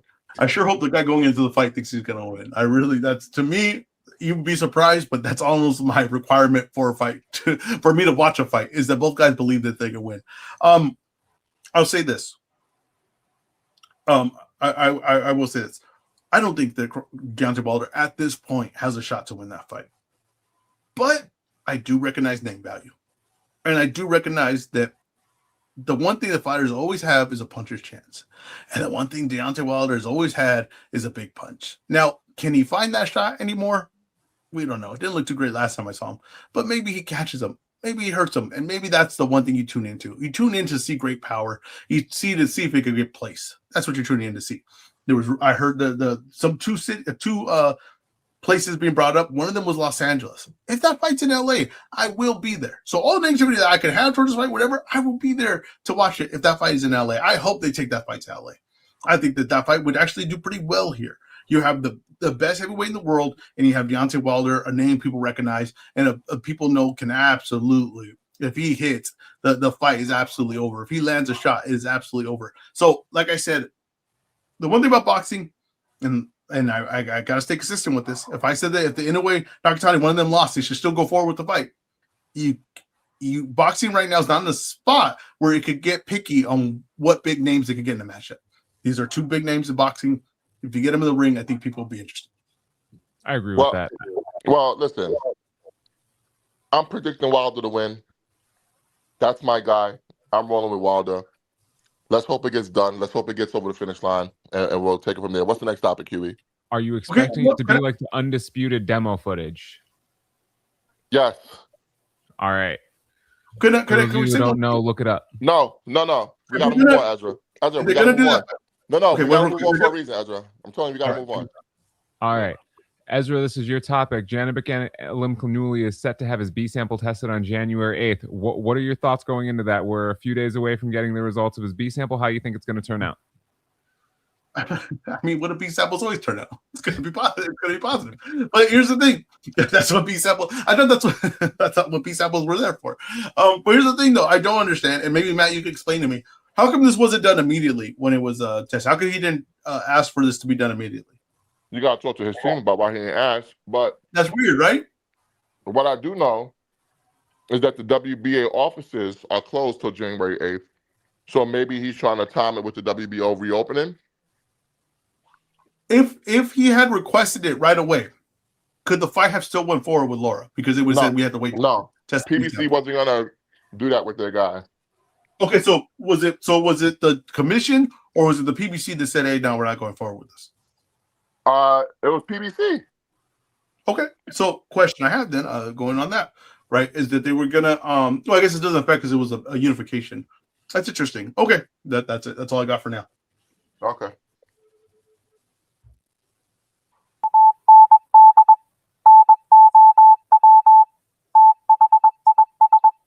Brian Garcia and Mario Barrios, Matt? Oh, as much as I would love to get a report right now, I'm hearing word that we have a special guest. Oh. Hold on. Let me put this together. In the meantime, you guys can talk about your holiday. What's going on here? No. We got this. We're going to go to the EzRaw breakdown and report card tonight. We have an event in Puerto Rico. If you were going to fly there from the United States, I'm sorry, you're not making it. But we got the return of Amanda Serrano. She's fighting friend of the show, Reina Tejas, in her bout in Puerto Rico tonight. I believe it is going to be 12 3-minute rounds in that fight. We also have Is it Han and Holm that are fighting tonight for Yes. a title fight? Ezra, Yes, I'll take you go ahead, take away the card, break it down, give us what your picks and everything like that. No, you said it was 12 3-minute rounds. I from what BoxRec is saying, it's 10 rounds. So I don't know. Oh, is it 10 3-minute rounds? I don't know what they're doing as far as the duration. I know Serrano likes to go 3-minute rounds, so I'm guessing she has the power here. So maybe she did make it a 3-minute round. But right now, it's only listed at 10 rounds. Okay. Now, I do like the card, guys. I do. I think it's something to watch. I think it's something to watch. If you like women's boxing kind of delivers. Now, it had a little slow gear. But I think it's going to gain the momentum back. And MVP's putting a lot of resources in women's boxing. Okay. So Serrano is one of the top fighters in women's boxing, but she's looked a little lackluster. Now, it could be that the weight was too big for her. She's coming back down, and we were seeing the signs of that. Reina Teles is a late replacement in this fight, but she is capable. She is a capable fighter. Now, she missed weight. That's a bad sign to me. She missed weight, and she barely missed it. So that means she did make an attempt at it. So I don't know how that's going to affect her in the fight. To me, Serrano in her prime, to me, would win this fight pretty handily. But like I said, I've seen her slowing down. I've seen her work rate slow down. I've seen her get hit a lot more cleaner. I think that Tez could make this actually an interesting fight because she is capable in the ring. She's a capable fighter. We didn't know what it did. I'm going to pick Serrano to win. I think that's a safe bet. She's a more established fighter. She's a more skilled fighter. But if she's slowing down, if those signs are there that we're seeing, and it finally, can happen overnight, this could turn into a very interesting fight. And I don't think that Tez is a person to get outworked in the fight. So I think that's an interesting fight and how it turns. You got Han versus Holly Holm. Holly Holm is a fighting legend. Okay, she was a good boxer. She was a good MMA fighter, and she's back to boxing. And she looked good her last fight. Her first fight back, she looked good, and she looked active. She was moving around the ring. She was punching. She wasn't getting tired. And I think that Han can really, fight too. She's a very capable fighter. The problem is, I think she's a little bit more flat on her feet, and maybe Holly Holm can move around her and get a decision here. But she is fighting a capable fighter. This isn't a fighter in there that doesn't know what they're doing. She is fighting a fighter that is dangerous in there if you stand in front of her. So I think this is real quick. I'm going to interrupt. Huey, can you let him in we'll put this on pause for the breakdown. I believe we have our guest. Yo, y'all can hear me? All right, we can hear you. Now, we have a very special guest. One of the top welterweights. Whoa, Hold on. Let me give a proper intro. Wise man. One of the top welterweights. One of the top junior middleweights, one of the best pure boxers in the entire sport of boxing. Some might say he's the best guy around. New England's own, Speedy, Rashidi Ellis. What's going on, Rashidi? Matt, that's why I told you to wait. Because he's still. Oh, hey, you wasted a great intro. What are we doing here? And one specific thing. We agreed to this interview. The longest Hitman wasn't involved. We said that very clear. We said Hitman could not be involved in the interview. Chaos will ensue with Hitman involved. Wait a minute. Hold on. Listen, see, this is how you know I'm a changed man. I'm not going to cuss you out. I'm not going to say nothing vulgar. I'm not going to say nothing crazy. But he's getting on using his account. I'm just walking him through it. He should be on in like a few minutes, like 1 minute. I was trying to tell you, wait, Hitman, get on. Who's walking you through it? See, that's the problem. Who is walking you through how to do this? Because I do not trust you having the capabilities of getting him on this app right now. I do not trust it. To be fair, Matt, the only person in the space is younger than Hitman is TJ. I trust Hitman with the technology. Matt, did your co-host kind of call me the R word without even really saying it? Listen, I gotta be honest, man. I thought when you said to add you to the space, I thought that meant that you were ready to go. When I saw the request, I assumed he had Rashidi. I'm trying to get him on right now. He's still trying to figure this out. Yeah, this guy cannot be a producer. Okay, I'm gonna go back to my breakdown until we get this completely knocked out. I'm gonna tell you one thing. He ain't getting another intro like that out of me. No. Matt's only got. I'll do the intro for you. Okay. He's gonna go haywire. Okay. Also, I think that's a main event. That's a co-main, and then you have Yanquiel Rivera versus Bamba Gonzalez. Right now, Bamba coming off a loss, but it was because of a headbutt. he chose not to continue. Now we could say whether that was his heart or whatever, but it wasn't because he got blown out the ring. Bamba could box. Yoel Rivera is a guy with potential, undefeated. Did have a draw. Is coming off a draw, but is a very capable fighter. It is a very capable fighter. Bamba is a guy that if you are not at that level, he's going to dance circles around you. This is, to me, actually a very, very interesting card. I think that if you tune in just for those 3 fights, you're gonna enjoy the card. I really do believe that. And Henry LeBron, undefeated Puerto Rican Henry LeBron, is also on the card. Now, I'm not fighting the toughest competition, but is also on the card. Another guy to watch, the guy that Top Rank was building up. So I think tonight's card is actually going to be interesting watch. I think that if you're going to watch, it's going to be on DAZN. Maybe you could test out that gold membership, not pay-per-view, but just take the gold membership out for a spin, or however you view your fights. But I do think this is one to watch. I think that there's fights building up. Like I said, Holly Holm could be a Bumgarner future opponent, could be a Serrano future opponent. So there are fights that these storylines are connecting. I think it's worth a watch. I really do. What do you grade this card overall? It's a B card. It's a B card. That's solid. Yeah, it's solid. I'm saying, look, in boxing, we one thing I complained about last year, we didn't have a lot of fights to watch, a lot of activity. We got a card tonight. I think if you enjoy men's boxing, there's a good man's fight. If you enjoy women's boxing, a good fight. And if you just enjoy some 50-50 fights, I think you got some interesting fights on tonight. Yeah, I'll be honest. I didn't pay much attention to this card, but because you're so interested in this card, it has made me interested in this card. So I think I'm going to check it out. You got to check it out. You got to check it out. I know it's a new year because Matt didn't say, so this is better than Himzu versus Bakhmut Murtazaliev. It really is a new year. It goes without saying that it's not, but I'm going to leave that in 2025. Ezra, what are your picks? What are my picks for the fight? Yeah, what are your Should picks? I just do my parlay right now? Yeah, go ahead. Give people your parlay. All right. I really hope I took a picture of it. Oh, man, I hope I took a picture. Oh, I did. Okay. I'm going to take Amanda Serrano by points. Oh, wait. Hitman, you got him? Yeah, check the request. Check the request. He should be in there because he pressed the request button.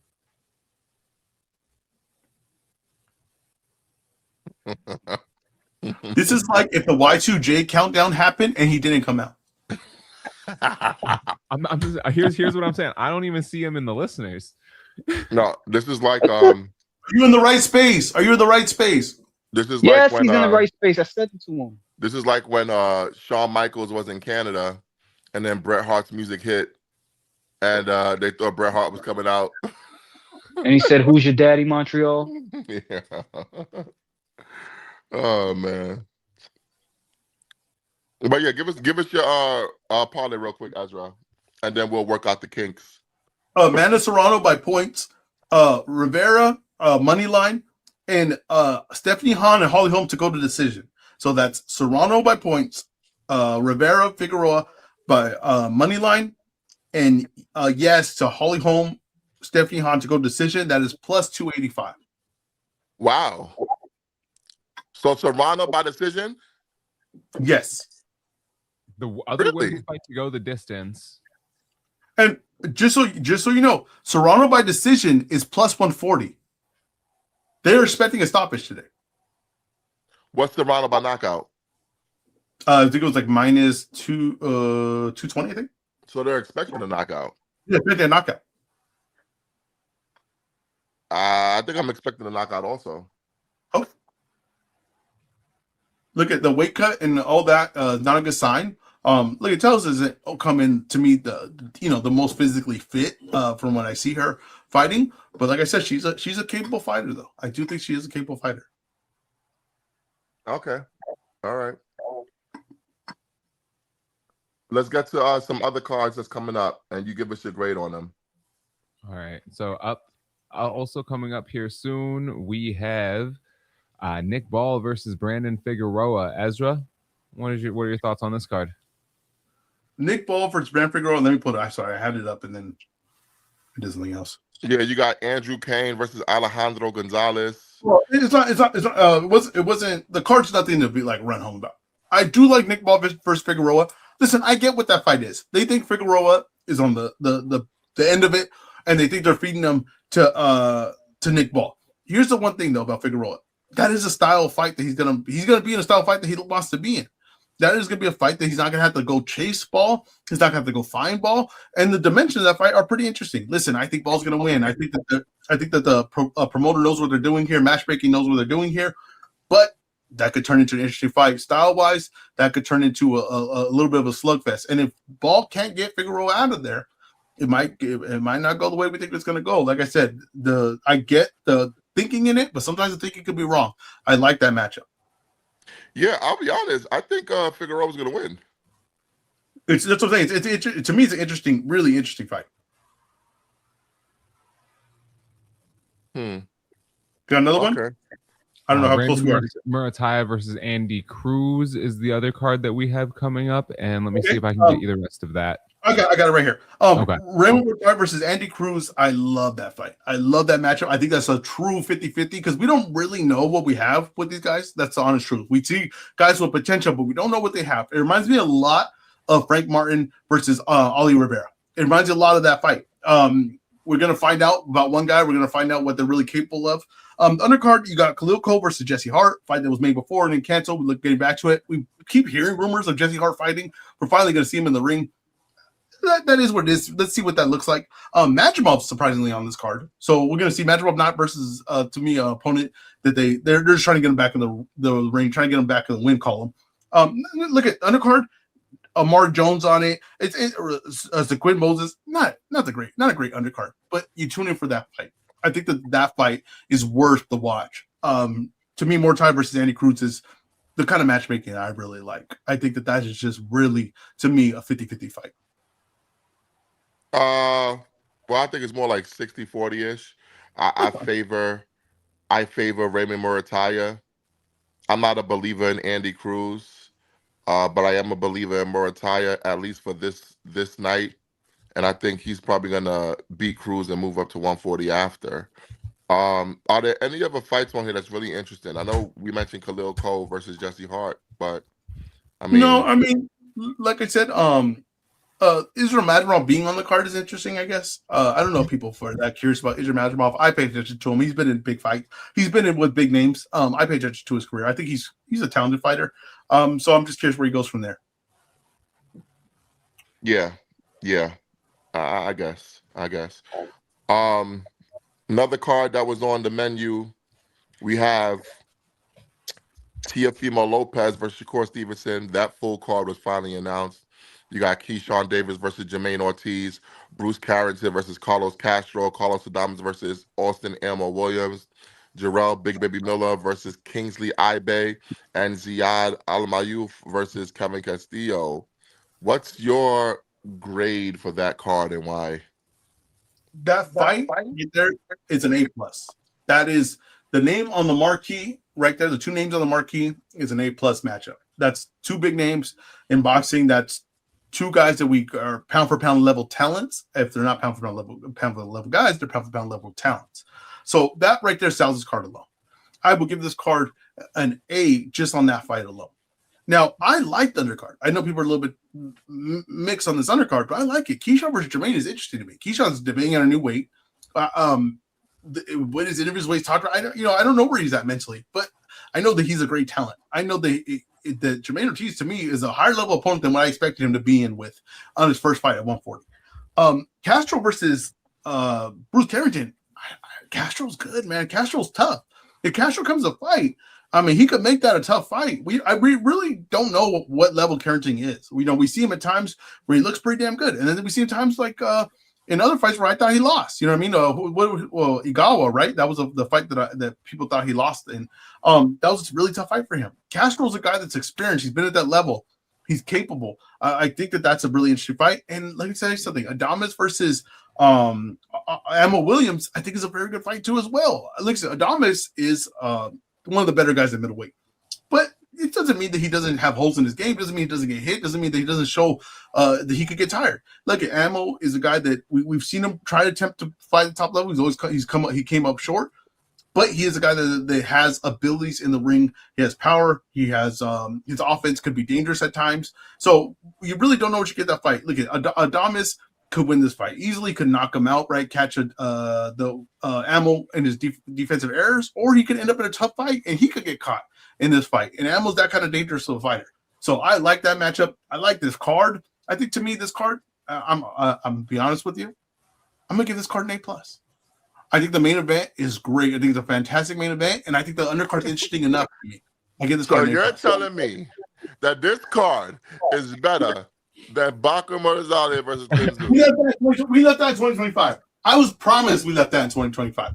I was promised. Oh shit! Right. Well, you would be right. You would be right. It is better than that. But here's the thing: when I grade cards based upon the level of card it's supposed to be, based upon what we're doing here. This card is a $70 pay-per-view. So if you're going to be doing pay-per-view, I need to see a pay-per-view level card. This is not a pay-per-view level card, like at all. There's no banger of a co-feature, and there are no sneaky bangers on the undercard, with the exception of Shushu versus Castro. You don't think Adames and Ammo has a chance to be a banger? No. Wow. No. Wow. I think it has a chance to be a snoozer. Wow. Did Hitman figure this out? I was just about to ask if Hitman had an update on Rashidi. He says it's not letting him press the request button. I'm not even seeing him in the space. Hey, Hitman. How about you just have your phone? Hold on, Hitman, real quick. Please make sure he's on the app on his phone and not on a web browser. No, he was on the app. He said he was in the request for a while. No, listen. Maybe we didn't see him the first time. Are you sure he's not on MySpace? Listen to what I'm saying. He needs to be in the app on the phone. It cannot be web browser. Because if he can't see the request button, that means are you checking MySpace? Hold on. No, listen. Because when you can't see a request button, that means you're on web browser. No, he's on the app. On his phone. Yeah. And Ezra, stop with these little slick comments. I'm trying to be a good person. I'm trying not to go off the rails. You said, "Oh, you sure he's not navigating MySpace?" I didn't hear that. No, I didn't. First of all, I didn't say that. I said, "Are you sure he's not on MySpace?" So we have 3 spaces going right now. So I'm just saying, are you sure he's not in the wrong space? I just sent you the link, Hitman. Send him that link to his phone. Tell him to join from that link from the app on his phone, not the web browser. All right. Hey, all I gotta say, Rashidi Ellis, excellent boxer.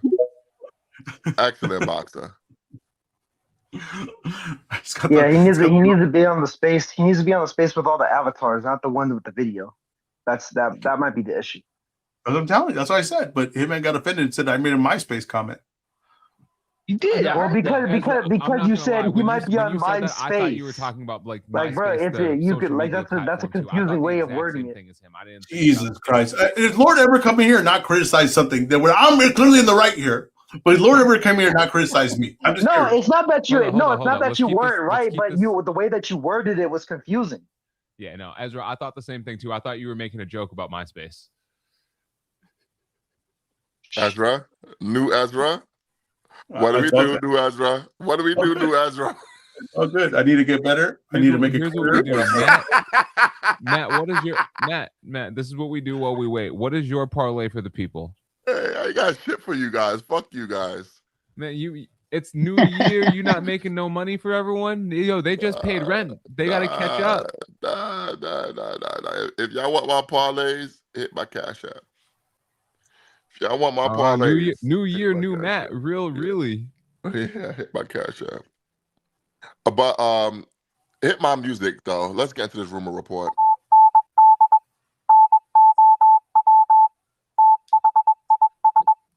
So I was using the internet, surfing the web, and I was on the website by my guy, J.R. Bell, James Bell, theboxingsource.net. Make sure you guys go check out the website if you haven't. And there is a very interesting article that he has posted on there in his rumor mill. And in his rumor mill, he is saying that Mario Barrios versus Ryan Garcia is getting postponed. What? That's what he said. That's what it said. It says that that it may end up moving weeks later to March. And apparently Ryan Garcia is back training with Eddie Reynoso.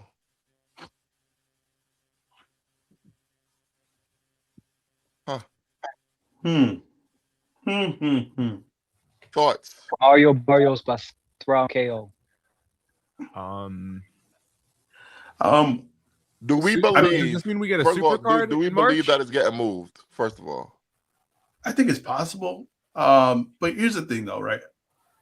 I hope that's not the case. I'm praying that's not the case. I'm praying that we get a schedule here that stays where it's supposed to go, and we just kind of flow from there. I'm hoping that. Now, I thought Ryan Garcia or just you know, trained. if you're gonna move the fight, still put on an event on that goddamn date. Yes, but don't move the fight. How about this? Don't move the fight. Just keep the fight there. That's it. Just keep the fight there. That's all you have to do. Keep the fight there.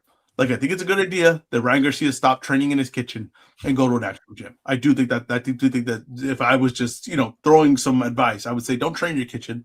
Train in a gym. That's where you're supposed to train. You eat in a kitchen, you cook in a kitchen, but you don't train in a kitchen. That's what I would say.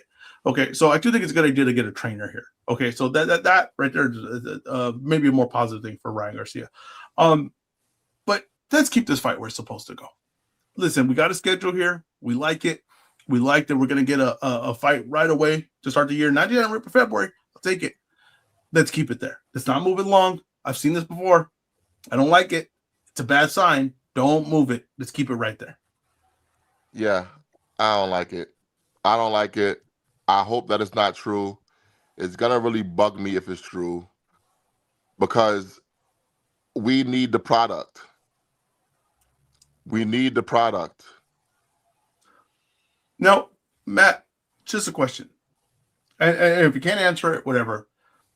Was there a fight that was supposed to be lined up in March? That was rumored? That was speculated? Oh, you mean Fedora Thurman? Right. So, was there another fight supposed to be on that card as well? So, from what I was hearing, it was maybe going to be a doubleheader with Fedora Thurman as the co-feature, and maybe the main event would be Pacquiao versus Rolly. So that's what I'm getting to. But with Floyd Mayweather possibly sniping Manny Pacquiao from PBC, I think that idea is in flux, if that makes sense. Yes, it does. And this is the one thing where, we do it to talk about the Pacquiao Mayweather thing, right? Whether that's real or not.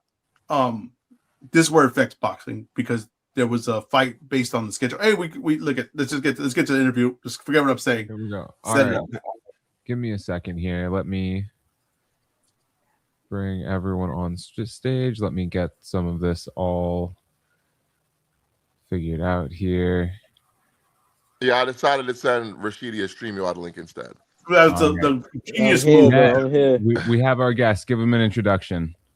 Now, joining us, top welterweight, top junior middleweight, one of the best pure boxers in all of the sport of boxing. Some say that he's one of the best guys around.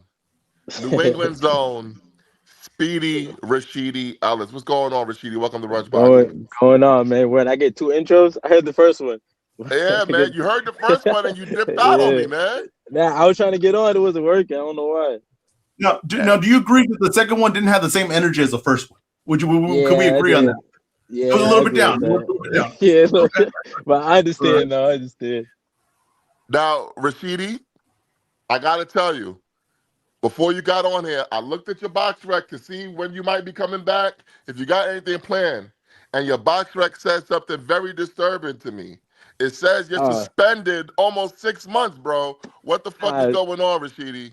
Nah, some bullshit happened, but I'm gonna get that fixed soon, though. Okay. Yeah, So I'm gonna get that fixed real soon. how soon could people expect you back? Shit. Hopefully February. I'm trying to stay busy, trying to stay active. And just so we're clear to the audience, because a lot of times people see suspension, you know what their head goes to. This is nothing drug related, correct? Oh hell no, shit. Nah, I barely take Tylenol, so don't say that. Nah, I just want because you know how people like to spin things as soon as they see something. So Oh I just wanted to I make know how it sure is. that we're ahead of that story. Now, your last fight, very impressive. You did your thing. You've been busy and you've been winning. Yes, sir. Yes, sir. So what's the latest with you? Where can we expect to see you at? Are you talking to any promoters? Where are you at in your career? Sure. Hopefully I get a good fight now, because now I'm ranked I think like 4 in the WBO at 154. But I'll still go down at 147 if it's a good opportunity. You know, everybody was scared to fight me at 47, so I just went up to 54. You know, hopefully somebody will bite the bullet and fight me at 54. But so I'm ranked high in the WBO, so hopefully I get the title fight with who got it? Fucking what's his name? The Puerto Rican dude from Puerto Xander Rico. Zayas. I know he got a good fight coming up. So hopefully he wins and I can fight him after. Were you ever approached for that before they announced that fight with Ice? Were you ever approached about possibly for that fight? No. I wish I did, but no. Bro, listen. Let me answer for you. Ain't nobody trying to approach Rashidi Ellis with their star guys. Like you ain't gotta ask. You ain't even gotta ask.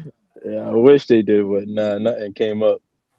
Now I wanted to ask you, one of your rivals who turned into a rival all of a sudden, Brian Norman Jr.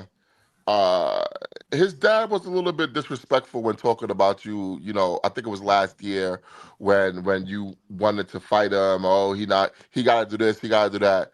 Now Brian Norman, he's taking a loss against Devin Haney, a comprehensive loss. Is that still a fight that you would be interested in? And do you think the Norman camp will now be interested in the fight now that they've been knocked off of their perch? Yeah, I don't know why he was trying to be disrespectful at first, because he probably knew I probably would have did worse what Devin Haney did to him. So that's why he didn't want to fight me. But I'll still fight him though. But it depends though. It depends, because I ain't going back to 47 for nothing, for a bullshit fight. But that ain't a bullshit fight now. He was an ex-world champion. Yeah, I'll definitely fight him again. Now fight him at 47. I gotta ask you about TKO, Zuffa Boxing, because they are currently looking for fighters, and you're looking for a big promoter. You're looking for a big stage. Is there any interest from either side, or has there been any type of interest from either side about you possibly joining Zuffa Boxing? No, that's the TKO, Dana White. Dana White thing. No, I didn't get approached anywhere. I'm not hard to find either. So, but I didn't get approached or anything about that. But it sounds interesting, but I really don't know much about it. So I got I got to look into it. But yeah, if a good fight comes up, I'll definitely take that. Now they got a few guys in and around your weight class, like Sergey Bohachuk, Brandon the Cannon Adams, Callum Walsh, at 154. I'm not sure what they're doing at 147. I know they signed Rayo. I'm not sure if he's going to be moving up to 147 or moving down to 135, because they don't have any junior divisions or super divisions. Who are you, if you can tell us, in talks with now for a potential fight? Well, I didn't get nothing approach yet, but like you said Brandon Adams, that'll be a good fight too. He's ranked high in the WBO as well. I think he's like number 2, number 3. He's like, me and him was like next to each other, so that'd definitely be a good fight. And, yeah, Brandon Adams is number 2, and you're number 4. So that'll be a good fight right there. Who's the person that pursues these fights for you, or who's the person that like presents your case to like the ranking board and all that? Who do you have in your team right now? Right now, just my coach and I'm working real close with CES, so they're helping me out. Yeah, Birchfield, Jimmy Birchfield. So he's helping me out right now. So we'll see what happens. for 2026. Okay, because you listen, it's not like you haven't been busy. You fought 3 times in 2024, I mean 2025, and Um, you have moved up the rankings like consistently. But what's been the issue with getting that big fight on like the premier stage? Motherfuckers are scared to fight Rashidi Ellis, man. What can I say, bro? It's true. I'm really the boogeyman. I'm boogeyman at 147. Now let's see at 54. Let's see if someone will fight me at 154. Now, Is one of there? the hold on real quick, Ezra. Okay. One of the guys that we've always wanted to see you fight at 154, at 147 is Jerron Boots Ennis. He is now at 154, and by all accounts, he's having problems finding opponents. Is it not possible for maybe you to reach out and see if that's a fight that you can get? Because he For does have sure. the interim WBA belt. Yeah, for sure. But him and Eddie Hearns already know that I wanted to fight him. So they know where to find me. I definitely want that fight. I definitely want the fight. I've been wanting that fight, like you said, since he was at 147. At this point in your career, and I'm sure you imagine yourself would be in the mix of all these big fights now, and I'm sure maybe you're a little frustrated. Like you said, you're the boogeyman. No one wants to fight you. It's a little frustrating. Is there anything that you could pinpoint, maybe a part in your career that you said, maybe I should have did this. I should have went this way, and maybe this would have changed, and maybe more things would be open to me. Is there anything like that you see when you look back at it? Shit, not really. I just, whatever fight, I did what I had to do for every fight. So I don't know. I don't know what it is. Well, the only thing I can think of is they're scary. That's it. That's all I can think of. Yeah. They don't want to take that risk. But it's not like I'm a born fighter or I'm a fighter that runs around. Like, I'll be right in front of you. So, so we'll see what happens. And you are open with signing one of these promotions in a long-term deal. I mean, you're open to that, or do you like being a free agent and kind of picking and choosing? Yeah, it depends. I'll definitely talk about that. Gotta be the right deal. Gotta be the right deal. Yeah. But I mean, salute to CES and Jimmy Birchfield for keeping you busy though, because they really helped me out. They helped me out a lot.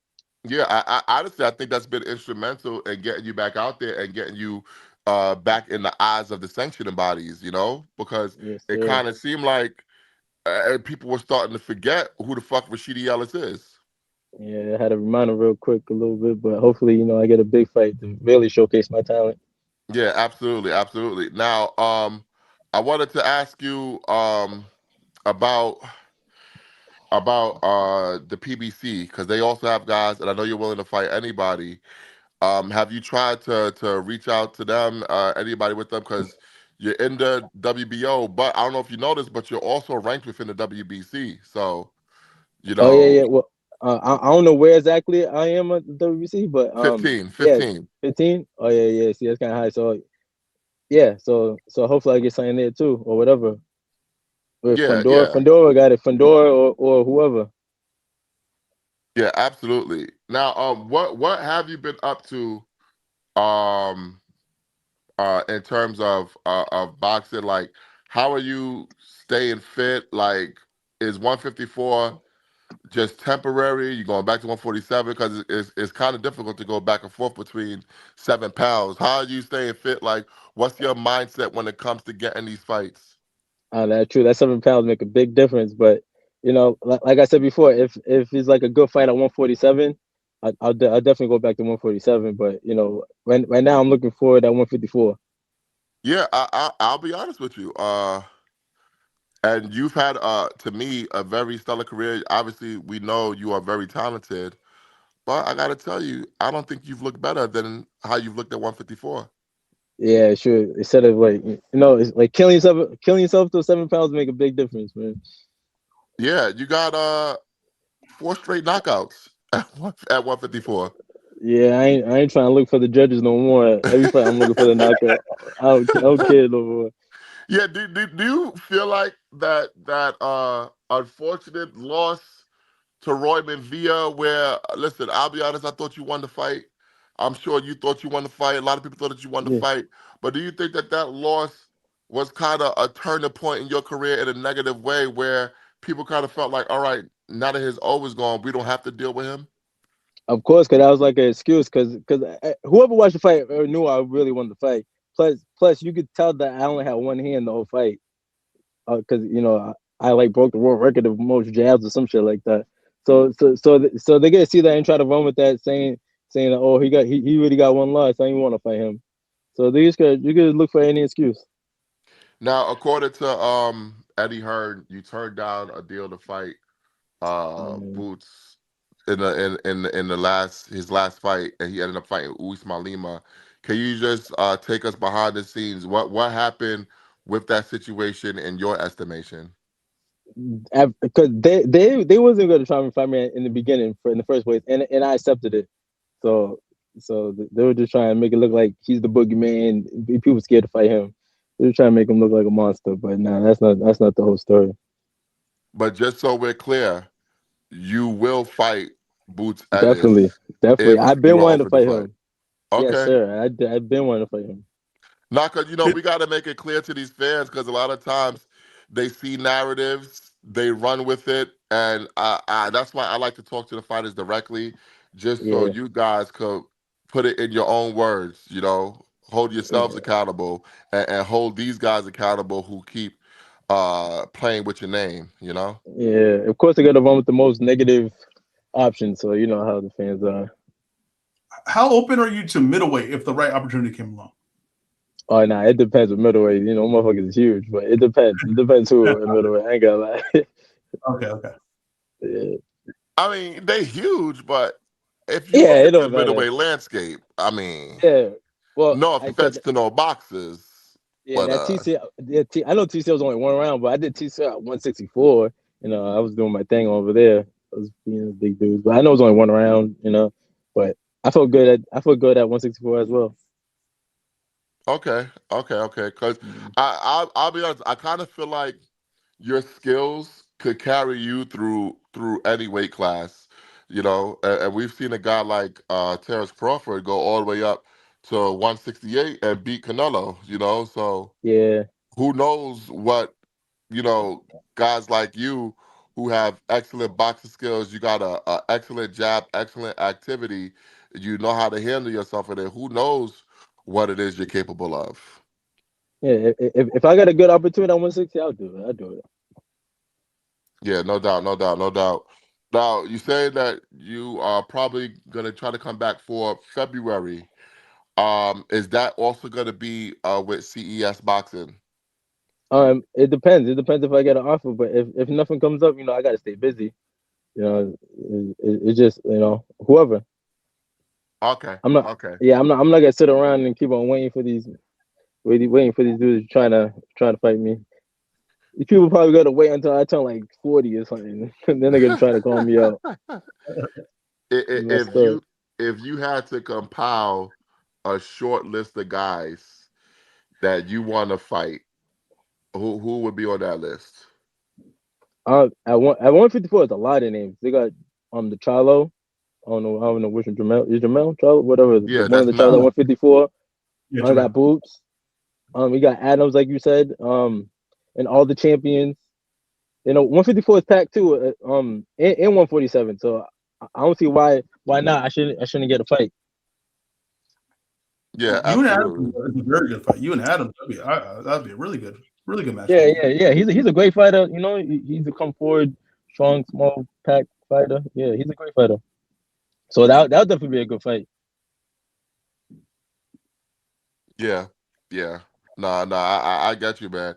Um, how soon can we expect an announcement from you? Because we're already in January. How soon can we expect an announcement? Shoot, probably the middle of January, soon, real soon. Sun will come up. Okay. And if you have any message that you want to send to the fighters and promoters out there, what would it be? Stop being scary, guys, man. Hit me up. I'm not hard to find. Let's get something happen. Absolutely. Hey, listen, man. If you need a PR manager, I'm available. Shoot, I am you're open. available You're for open for hire. it. I got you, bro. I You got you. good? Hit me Listen, up. you need a PR manager. I don't get no emails about Rashidi Ellis. Listen. Yeah. We got our own PR firm, Media Armor Brunch Boxing PR department. Just let me know if you need a PR manager. I'll hit get the me word up, out bro. there. Let me know. I'll harass everybody. I'm really afraid the Hitman. I'm really afraid of that. And if Hitman is your PR manager, that's not Well, going to be. Hitman doesn't write though. Oh man, I was about Hitman's not on here. Yeah, but Hitman don't write. Yeah, Hitman don't Listen, write. I don't need to write. I can be. Look, Rashidi Ellis is Brock Lesnar. I'm Paul Heyman. That's all we need. We'll call these dudes out, disrespect them. We got to go to their hometown, talk crap to them in front of their fans. We can do that. You know what I mean? That's all. That's all we got to do. That's all I got to do now. That's all I got to do. Yeah, do we not have you could be just do we not have a security at the front door? I mean, how is Hitman still in here? I don't get what's going on here. I don't even. Him about my security too. Yeah. Let him know. Let him know.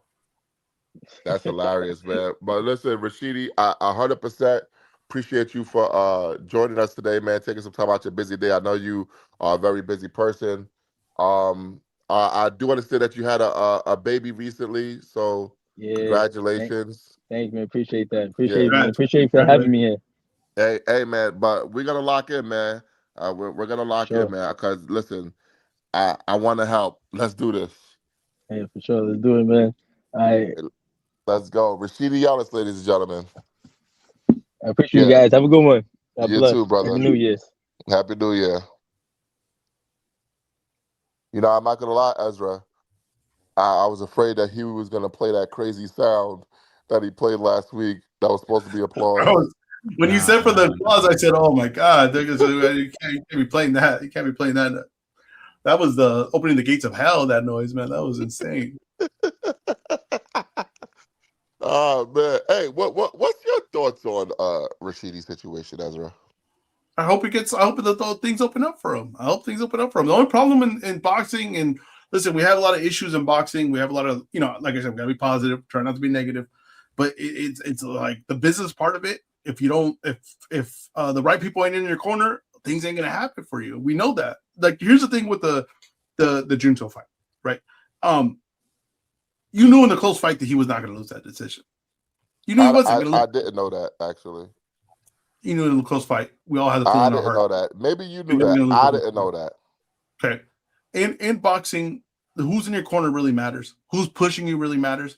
It's really hard to get an opportunity by just hoping that someone comes and knocks on your door. It really is. You need someone to be there knocking on the door for you. You need to make sure someone is pushing their name for you. Go look at these when they have these big meetings with these sanctioning bodies. There's someone goes there, grabs the mic, and he makes a case for someone. And then he goes and makes a case again. He sees Samson. He's there. He's making a case. He's trying to build something. He's building connections. It's going to be real hard if those people aren't doing that for you. So I hope something works out for him. But just like how we've seen with Albert Bell and how we were told about Albert Bell, he doesn't have a promotion to really make him that fight. We can't enforce that mandatory if you don't have that promotion to make the fight. If he doesn't have the right people in his corner. That's unfortunate. That's the huge flaw that we have in boxing right now. That I know we say, we want to get the best versus the best, but sometimes if some of these guys don't have the right promotion, they can't get in the right situations. That's just the case of it. And it's unfortunate. We've seen it a lot. You've seen guys prevail without it. You've seen a guy like Winky Wright, who doesn't necessarily have the right guys in his corner, but prevailed, got to the top, but took him a long time, took him going to different countries to do all these things. There's guys that could do it, but it's just very tough. So I hope that someone says to give him opportunity. I hope that there's a promotion that says, you know what, we can do something with them, but we have to see. Yeah, but that's why platforms like ours is so important. We got to be the ones to put the word out. Exactly. And one of the things that I want to do is I want to do like profile things of fighters and their abilities in the ring and do highlight things for them, so people can say, hey, I just like this guy. I seen a clip on him, and I want to see more about him. And that would draw the attention. We do have a responsibility here to draw attention for fighters. I do believe that. Matt, you know what it sounds like Ezra wants to do? He wants to tell the story of the fighters. Yeah. That was the original goal of Brunch Boxing. Yeah, exactly. It was. Getting back to the essence. I love it, man. Before we carry on too far, I do want to welcome a frequent guest of the show, friend of the show, host of the Sunday Morning Sermon, former Bellini Award winner, T.Y. How you doing today? Former? You mean current three-time, 3 year in a row Bellini winner? Oh, you know what? I forgot you won one this year. I was Come thinking on, you didn't man. win Face of the Year. Current, yeah, three year in a row Bellini Award winner. Come on, Ty. man. I'm on the hall already, on the wall already. Yep. Matt said if I was to pass away, I get a 10 count on Brunch Boxing. That is true. That is true. I hate this Matt character, man. And listen, real quick, I didn't get to hear your whole show, but listen, I'm gonna tell y'all real quick about what's gonna happen this year. Terrence Crawford's coming back. He's pulling the Mayweather. He'll be back.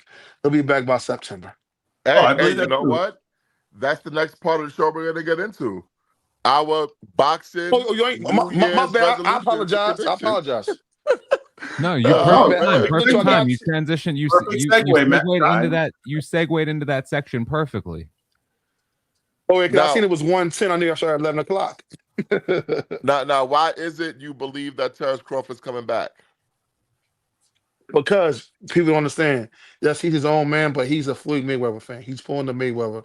He ain't getting the money he won from Turkey. So once he get the money he won from Turkey, he'll be back. He probably want even money with Canelo or more than Canelo. Well, he's playing the long game. 100% agree, Ty. 100%.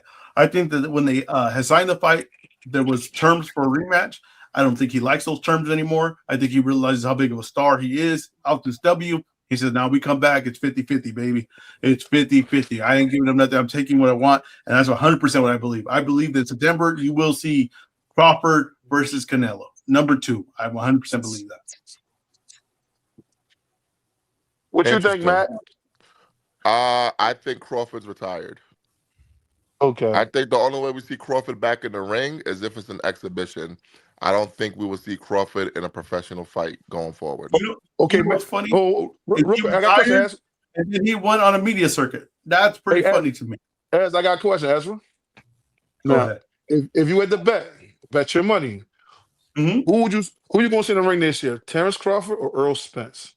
Terrence Crawford. Okay. What about you, Matthew? Errol If you're Spence. the best money, see. What about you, Hugh? Earl Spence or Errol Bud Spence. this year? See, I'm I'm a. All right, listen. I said Bud coming back, but if you say Ty, you gotta put some money down. I think Earl odds are better. You think Earl's odds are better to come back? Really? Yeah, Yeah, I think Earl's yeah. odds are better to fight this year than Bud. Hey, let me tell you something, Ezra. Errol Spence is coming back this year. All right. I heard that. I heard that last year. But okay, we shall see. Look at This one, me. Ezra. He retired in my book and kept him in the ring. Earl Who's or that? Charlo, which one fights this year? Earl or Charlo, which one fight this year? Well, your Charlo. opinion, better odds. Come out. Better odds. Little Charlo? They're No. gonna be fighting each other. What, a hitman? Yeah, that's me. They're gonna be fighting each other. Where the hell he come from? He's in the space. Oh, hold on. So you in a space you can talk on YouTube too? Yeah. Yeah. We got it set up that way now. Oh, that's gangster. That's gangster. Okay, wow. But Spence will be. Like I said, I don't expect Spence back. I get that we say that and stuff like that. I don't expect him back. I'll be honest with you. So your prediction for 2026 is that Spence will not come back. What is this segment? We didn't even nail the segment. What's the segment that you had so we can do the segment? It's just, well, what are you looking forward to that you No, want to so- see in yeah, 2026, so here- and what are here- some of your predictions of what you think let me is ask you a going to question. happen? First of all, you know how every year people make New Year's resolutions.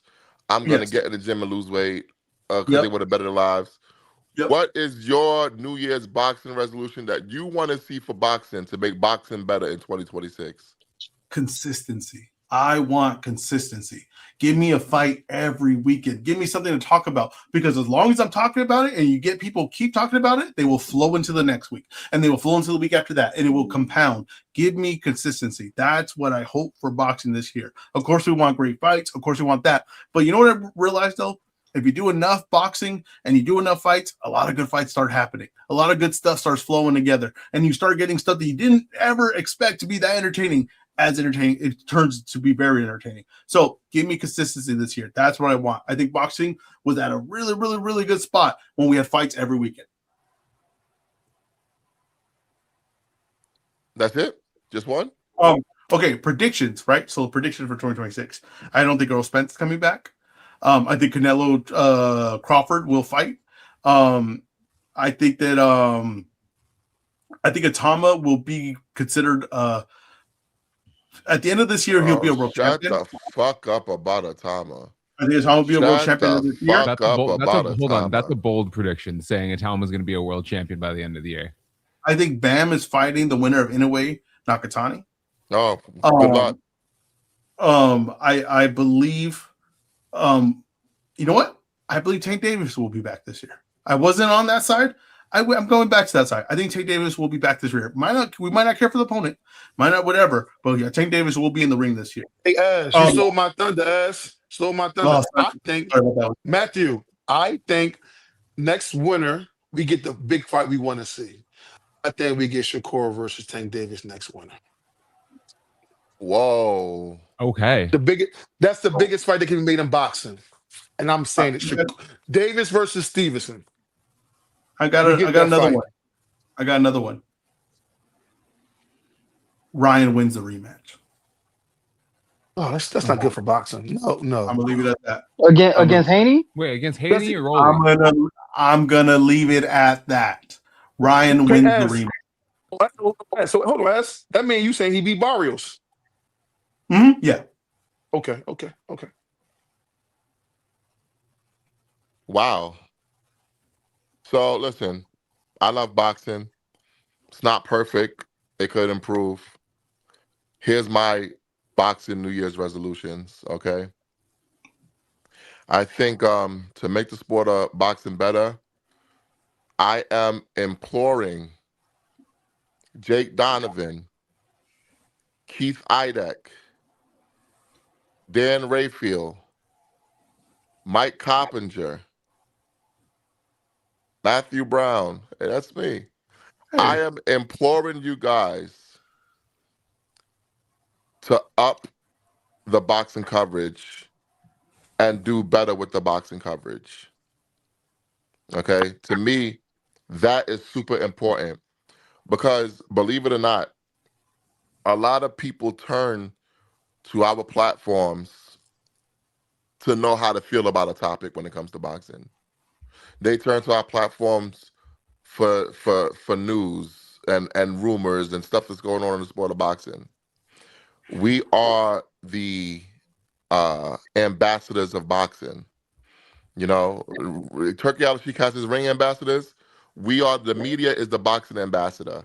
We are the liaison between the sport and the fans. So we need to report with integrity. We need to report with accuracy. And we need to report with fairness. And above all, we need to give credit where credit is due. We have to do that. So I'm calling on the OGs of the sport to lead the way, to spearhead it. You know, I found it very interesting that a guy like Dan Rayfield, who has harassed Brunch Boxing for the better part of a year, since the end of 2023, since the end of 2024, I want to say, when it was the Bustiniano situation. He's been dying. Brunch Boxing, are you wrong here? Oh, you're wrong. That's fake news. He's been but this is the same Dan Rayfield who reported that Vito Mielnicki signed with Zuffa Boxing. He's with TKO. Turns out he never signed with them. Is anybody harassing Dan Rayfield about it? No. Are we harassing Dan Rayfield about it? No. Why are we not harassing him about it? Because we understand nobody bats 1,000. Nobody bats 1,000. But guys, we got to come together. We got to be more accurate. We got to act with integrity. We got to stop the backbiting. We have to uplift the sport. Okay? You know, backbiting happened over here. Yeah, we got to uplift the sport. We got to uplift the sport. You know, if it was up to me, I would appoint somebody like Jake Donovan as like the official ombudsman of boxing journalism. You know, and let him. You know what, guys? Nah, maybe we shouldn't do that. Maybe we should do this. Maybe we shouldn't do that. You know. So me, I don't know the most words, right? I gotta be like, you said the official what of brunch of boxing, whatever. Ombudsman. Ombudsman, and define that word for me, because like I said, I love learning new things. An ombudsman is someone who is somewhat of a neutral critiquer of something. So, for example, if I was to put something out there like, hey, I think Turkey Al Sheikh did this, and this, and I report it as news, and ombudsman would be like, hey, this guy should not have put that out there because it was not confirmed. He didn't speak to anyone. He didn't do this. Basically, you're It's community policing. notes. Yeah. I love this. I'm gonna try to use ombudsman in a sentence today. Okay. Well, all right. Do you have Matt? I have a question, because there's something that you have been adamant on for the better part of 2, maybe 3 years here, and I'm curious if it was left in 2025. Do you still think Canelo versus David Benavidez is going to happen? I do. I do. All So right. here's the thing. No. That's good. You just leave it at that. We don't No. Listen. Let me explain. Canelo Alvarez suffered the worst loss in the history of boxing against Terrence Crawford. And I was talking to a huge Canelo fan yesterday. And he said that he's not going to watch boxing anymore because Canelo lost and he was only watching for Canelo. And even if Canelo fights, he doesn't believe that Canelo could ever recover his reputation. What better way for Canelo Alvarez to recover his reputation by stepping in the ring with the guy who everyone thinks he's ducking, the Mexican monster, going in there and beating him? That's the only way Canelo could recover his reputation. So I think we will see Canelo versus David Benavidez in September. Interesting. Right. Another prediction I have: that fight won't happen. Yo, fuck. Rolling. Oh man, you're a piece of shit, ass. You're a piece of shit for that one. Hey, Huey, let's go through the early fights that we have in January and some in February. Ooh, this schedule, I'm telling you, I love it. I just have the January dates here set, so give me a second. I'll pull that up. But yeah, let's go through these fights. Because we are, and shout out to Sam Rose, Brunch Boxing Listen of the Year. This was his idea.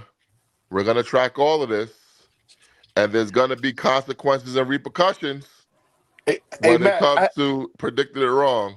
Matt, I have another prediction. Matt, can you hear me? Yes, I can. Lamont Rose will win a fight this year. You know what? I don't like that prediction. That's a hell of a prediction. Here's why. No. It's too soft. Will he win a big fight this year? Come on, man. Don't try to mess up my prediction. I say he'll win a fight this year. So he could he could be Ndongo or Ray Leonard. I'm saying he'll win a fight this year. Can I say something? I don't think Roach is in any small fights. I think he's only in big fights for this year. From now on?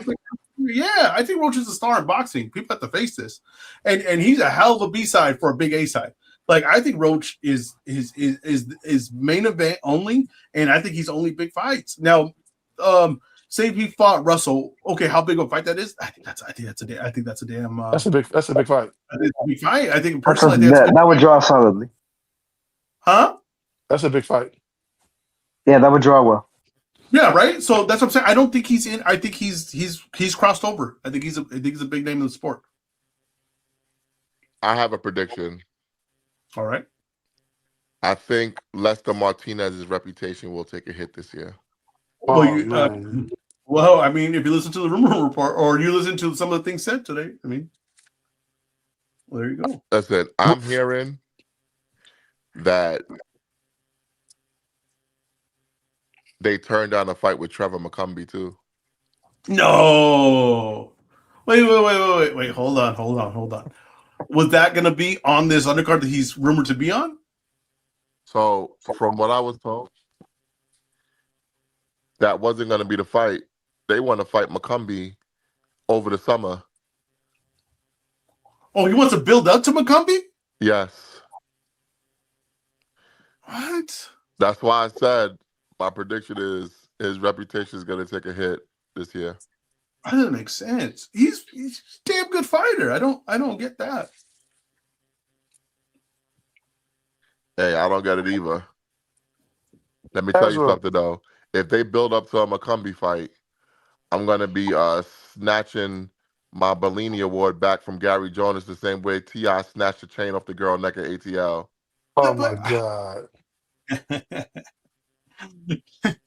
But the thing is that, I mean, none of that makes sense. Because how would they think they could build a McCumbee? McCumbee just lost to Pacheco. It's not even like McCumbie's coming off that performance with Plant. Hey, Ash, I got a question yeah. for you, Ash. Do we get Boost versus your man Virgil this year? No. Come on, Ash. Damn, man. I think we do. What you think, Matt? Hugh? I don't know. You don't know. See, I don't like that answer, Matt. So that answer right there, like something that you. It's like that tired. Like you tired, you pissed off, you don't really care no more. That's the answer you just gave, Matt. I'm gonna be honest. At this fucking Ezra guy, man, he says 2026 he's gonna be positive, and I'm going the other way. If things don't break the way they're supposed to break in boxing, the way they're supposed to in 2026, this will be my last year covering the sport of boxing. Oh man, I'm out. Let me reassure you that they'll make some circus fight that no one cares about, and Matt will be. This is the best thing ever to happen. So don't worry, Matt will be here in 2027. Don't you worry.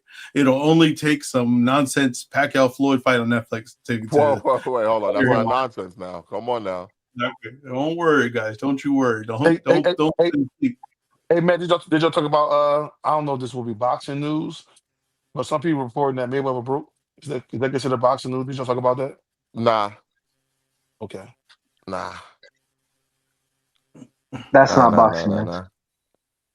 So, from one of our listeners on Twitter, my guy Josh Frank, his boxing wishes for 2026: more New York fights and a balanced calendar where we have big fights throughout the year. You're gonna get it this year. I think this year's gonna be a good, strong calendar. I really believe that. There's something in the water this year, something that's changed, a little shift. I think you're gonna see some creativity from these promoters. Okay. But I will say this: that February date, man, it's kind of important. I'm gonna say that February date, it's an important one. Yeah, well, I'm gonna reach out to some people and see what's up with that. Because I'll be honest, I'm gonna be very fucking ticked off. Hey, since we're over 2 hours, let's at least get through today's card and get your winners in for the show here. Matt, who are you picking in Serrano Tejas? I don't give a shit. I mean. Oh, I'm sorry. Well, you got to do it for the show. What are you doing? Sorry. Sorry. I'm picking Serrano. And decision, not decision or stoppage. Stoppage. What round? I'll take decision. I'm gonna say it's gonna be about 4th round. Okay, I'll take decision, and I'll say it's over the 10th round. No, you can't say that. No, decision. Decision is no. Decision. You say decision, and then you tell us what type of decision. Oh no! I can't. My thing cannot be based on what the judges decide. That's ridiculous. That lose the rounds then, and then we'll lose the decision calling what it's going to be. Well, how about this? We'll only do the round if you both pick stoppage. Okay. Perfect. Good, because 4th round stoppage is so stupid and specific. Holm and Hahn. Matt. I'm gonna take Hahn. Stoppage or decision? Decision. I'll take Holm. I'll take a decision. Okay. And then Rivera and Gonzalez. Matt, you go first. Actually, Ezra, you go first in this one. I'll take Rivera. I'll take that's the tough part. I'll go decision as well. I'm All going right. to take Gonzalez by decision. I think it's too soon for Rivera. All right. And then we can do the 10th card next week and maybe go through the rest of January when we have more time on the show. I think if we didn't, Rashidi joining kind of threw off the schedule, so that's fine, but we can just move that to next week. Okay. Do you want to go over the quick hits? Let's go to quick hits. All right. So 4 quick hits here. The first thing we have on the board is IBF featherweight champion Angelo Leo is going to fight Raisa Aleem in a mandatory title defense. Previously had planned to do a voluntary. Anything you want to add on this topic? I like that fight better. I like that fight too, Matt. I like that fight too, Matt. Oh, yeah, I like that fight better. That's a good fight. I like that Aleem is getting his opportunity, and I think that Angelo Leo fight's going to be a great fight. Really entertaining. I'm curious where that lands. Well, it's going to be pro box probably. Yeah. But I will say, Raisa Aleem, I hope he doesn't suffer from the curse of Charlie Kirk. All these Charlie Kirk guys, in the NFL, NBA, everywhere, has not gone well for them. I'm Ron St. Brown. The Kirk closet. Well, Yeah, some would say he's the next Charlie Kirk. All right. That was too close to the word neck, by the way. No, it wasn't. No, whoa. That was too close to the word neck, by the way. It's a letter away. I thought you said the same thing. Yeah, and I was like, hey, like in the Samuel Peter way. Yeah, okay, what the His fuck? reaction whenever a hitman talks is fucking great. Joe, You act like I'm some type of vulgar guy. Matt, we had Troy Isley join the show earlier this week. He had a really good interview. You can find that on Apple Music and Spotify, as well as on Twitter. What are your thoughts on what he had to say to you? Hey, he said he's coming back in February. I'm kind of putting 2 and 2 together. Maybe it's gonna be with TKO Zuffa, because they haven't announced any real middleweights. They got Bohachuk, who they're probably gonna move up. Brandon Adams, who they're probably gonna move up. Butayev, who they're moving up. They were gonna have Miyoneki, but that didn't happen. So I'm thinking maybe he might go to TKO. That's he's the type of fighter I'm talking about that could do pretty well over there. Yeah, I gotta say he did not. It doesn't seem like him and Top Rank are on good terms. By the way, you don't say. Yeah, he was very unhappy with not being able to get fights. Yeah, what's up, Tom? Hey Matt, what you think about Tony going over there? Who's Tony? Harrison. Oh, nah. No, I just said because you said it. I remember I said because you said they trying to invest in middleweights. It's Tony at middleweight now. I think, believe it or not, I think Tony Harrison could get a bigger fight. Okay. I think he could get that Charlo trilogy. Ooh. He called out Earl. Yeah, I think he could get a bigger fight because like PBC's familiar with Tony. Salida's kind of resurrected his career. Mm-hmm. I think he's gonna end up in a bigger fight than something on TKO. I got you, homie. Respect that. All right, and then last thing we have on the list here, Patty Donovan is expected to withdraw from the IBF. Who cares? Nobody cares. So we don't care about a Patty Donovan withdrawing, but what do you think the IBF should do about it?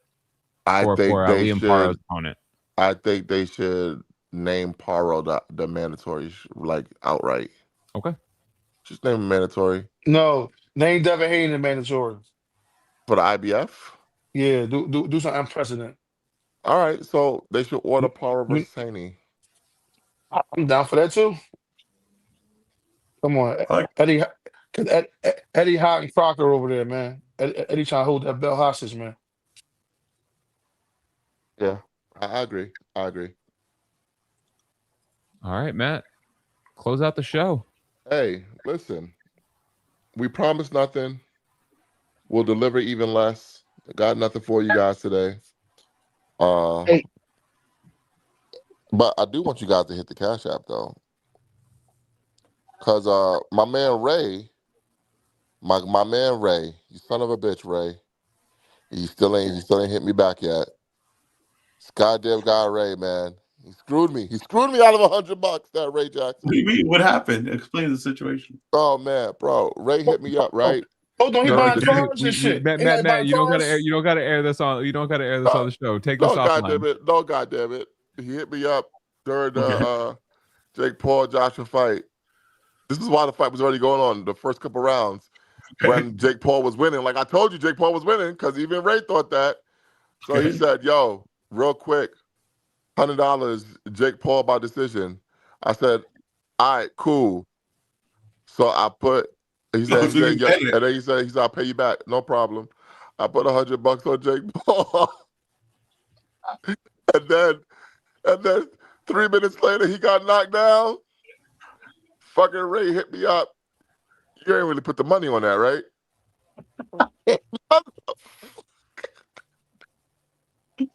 Oh, why'd you do it though? You know better. Why did you even do it? You should have not. You should have said yeah, did not do it. Because listen, at that point, when someone says I'm gonna pay you back, it's no longer my money; it's his money now. You know? It's ridiculous. What a weird way. It's a strange way to live life. I gotta tell you. Yeah, he still ain't pay me back, man. I don't have no gambling money, so I'm not giving nobody no bets until I get my gambling money back. Oh man. Be sure to like, follow, and subscribe to Brunch Boxing on all platforms: Twitter, Instagram, TikTok, YouTube. Tell a friend to like and subscribe and comment and share. Big year in 2026. Matt, say goodbye. Spread the word.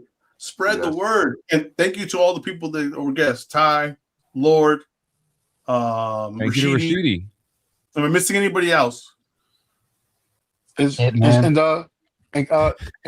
what's the name too, man? Make sure y'all have the Sunday morning sermon tomorrow, because you know this is the last regular season NFL week, so we're gonna do that. And I'm dropping tomorrow on the Sunday morning sermon. I'm dropping my top 10. I'm dropping my top 10 rappers of 2025 and my top 10 rap album of 2025. Ooh, like that. On the Sunday morning that. sermon in the morning. Sounds good. Ezra, what you got? I got 2 training videos on the YouTube right now. Okay, we're working 2 things on boxing patterns and the 1-2. We've got people have gotten away from the 1-2. Watching Nayo Inoue inspired me how great his 1-2 is, how much it opens up his game, his 1-2. I'm going to do a 1-2 drill. So I'm going to have more training videos this year. Try to do it weekly, 2 videos every week. I'm also going to be doing more breakdowns. I want to get back to doing breakdowns. I really enjoy doing breakdowns. Try to condense them as much as possible. I know Lord, J-Roll, Matt always say, I'm not watching nothing that's over 30 seconds. So let's see how much I can condense these breakdowns into something. But yeah, more breakdowns this year and more positivity. Be positive, people. Let's enjoy boxing. You gotta do this. You gotta do this stuff like the guy who does the WCW deep cuts. Just real quick. I don't know what that is. Send me his videos. Just real quick, 60 seconds. Get in, get out. That's the OG's classic. Hey Matt, you know he do what's name now too, right, Matt? He do ECW deep cuts now. Yeah, I seen that. And it's very entertaining, and it's only 1 minute long. What is it? What is he doing? What is he doing? Bro, he just giving like a quick breakdown of a situation. Mm-hmm. Yo, you gotta stop doing that. You gotta stop doing that. You gotta stop doing that. And that light makes you look like Jesus. Right. In the show, man. He look like to be Jesus. In the show. Yeah. All right, man. Hey, listen, this has been another edition of Brunch Boxing. Thank you for all your support. We're looking forward to a huge year. Shout out to all the people who joined us today. My guy, Ty, Keep It 100 on YouTube, Sunday Morning Sermon on Twitter, RNS Podcast on Twitter. Shout out to all the people who's in the comments, JR Bella, the Boxing Source on YouTube and Twitter, and also the boxingsource.net. So you can go check out his rumor mill in regards to Ryan Garcia versus Mario Barrios. Salute to Sibby Boxing. He's going to be dropping some content. Make sure you go follow Sibby on TikTok, where you can see his hiking content. He just got some meta glasses, pervert, and he's going to be filming some hiking content. Hopefully it's only hiking content with those meta glasses. Shout out to my guy Osama of the 4040 Vision podcast. I was lucky enough to be a guest on the 44 Vision podcast. So if you have not checked out my interview on the 44 Vision podcast, please go check that out. We went through everything when it comes to the genesis of brunch boxing, what it is we're doing, and what it is that we hope to do, and some roadblocks that we ran into along the way. So check that out. Shout out to my guy Trill, Rosebud Ice Cream, Brunch Boxing Listener of the Year. We're gonna get with you pretty soon. Shout out to old Marty Mar from Canada. I'm not giving Trap Basquiat. I'm not giving Basquiat a shout out. Shout out to Teach. Shout out to Jake Donovan, Brick Squad, all of you guys that join us every single week. We definitely appreciate it, and we will be back same bat time, same bat channel. Shout out to the COO Mexican Al Heyman Mike. Shout out to super producer Huey P. Shout out to the John Madden of Boxing, EzRaw Boxing. But I am Matt. We are Brunch Boxing, and we are out.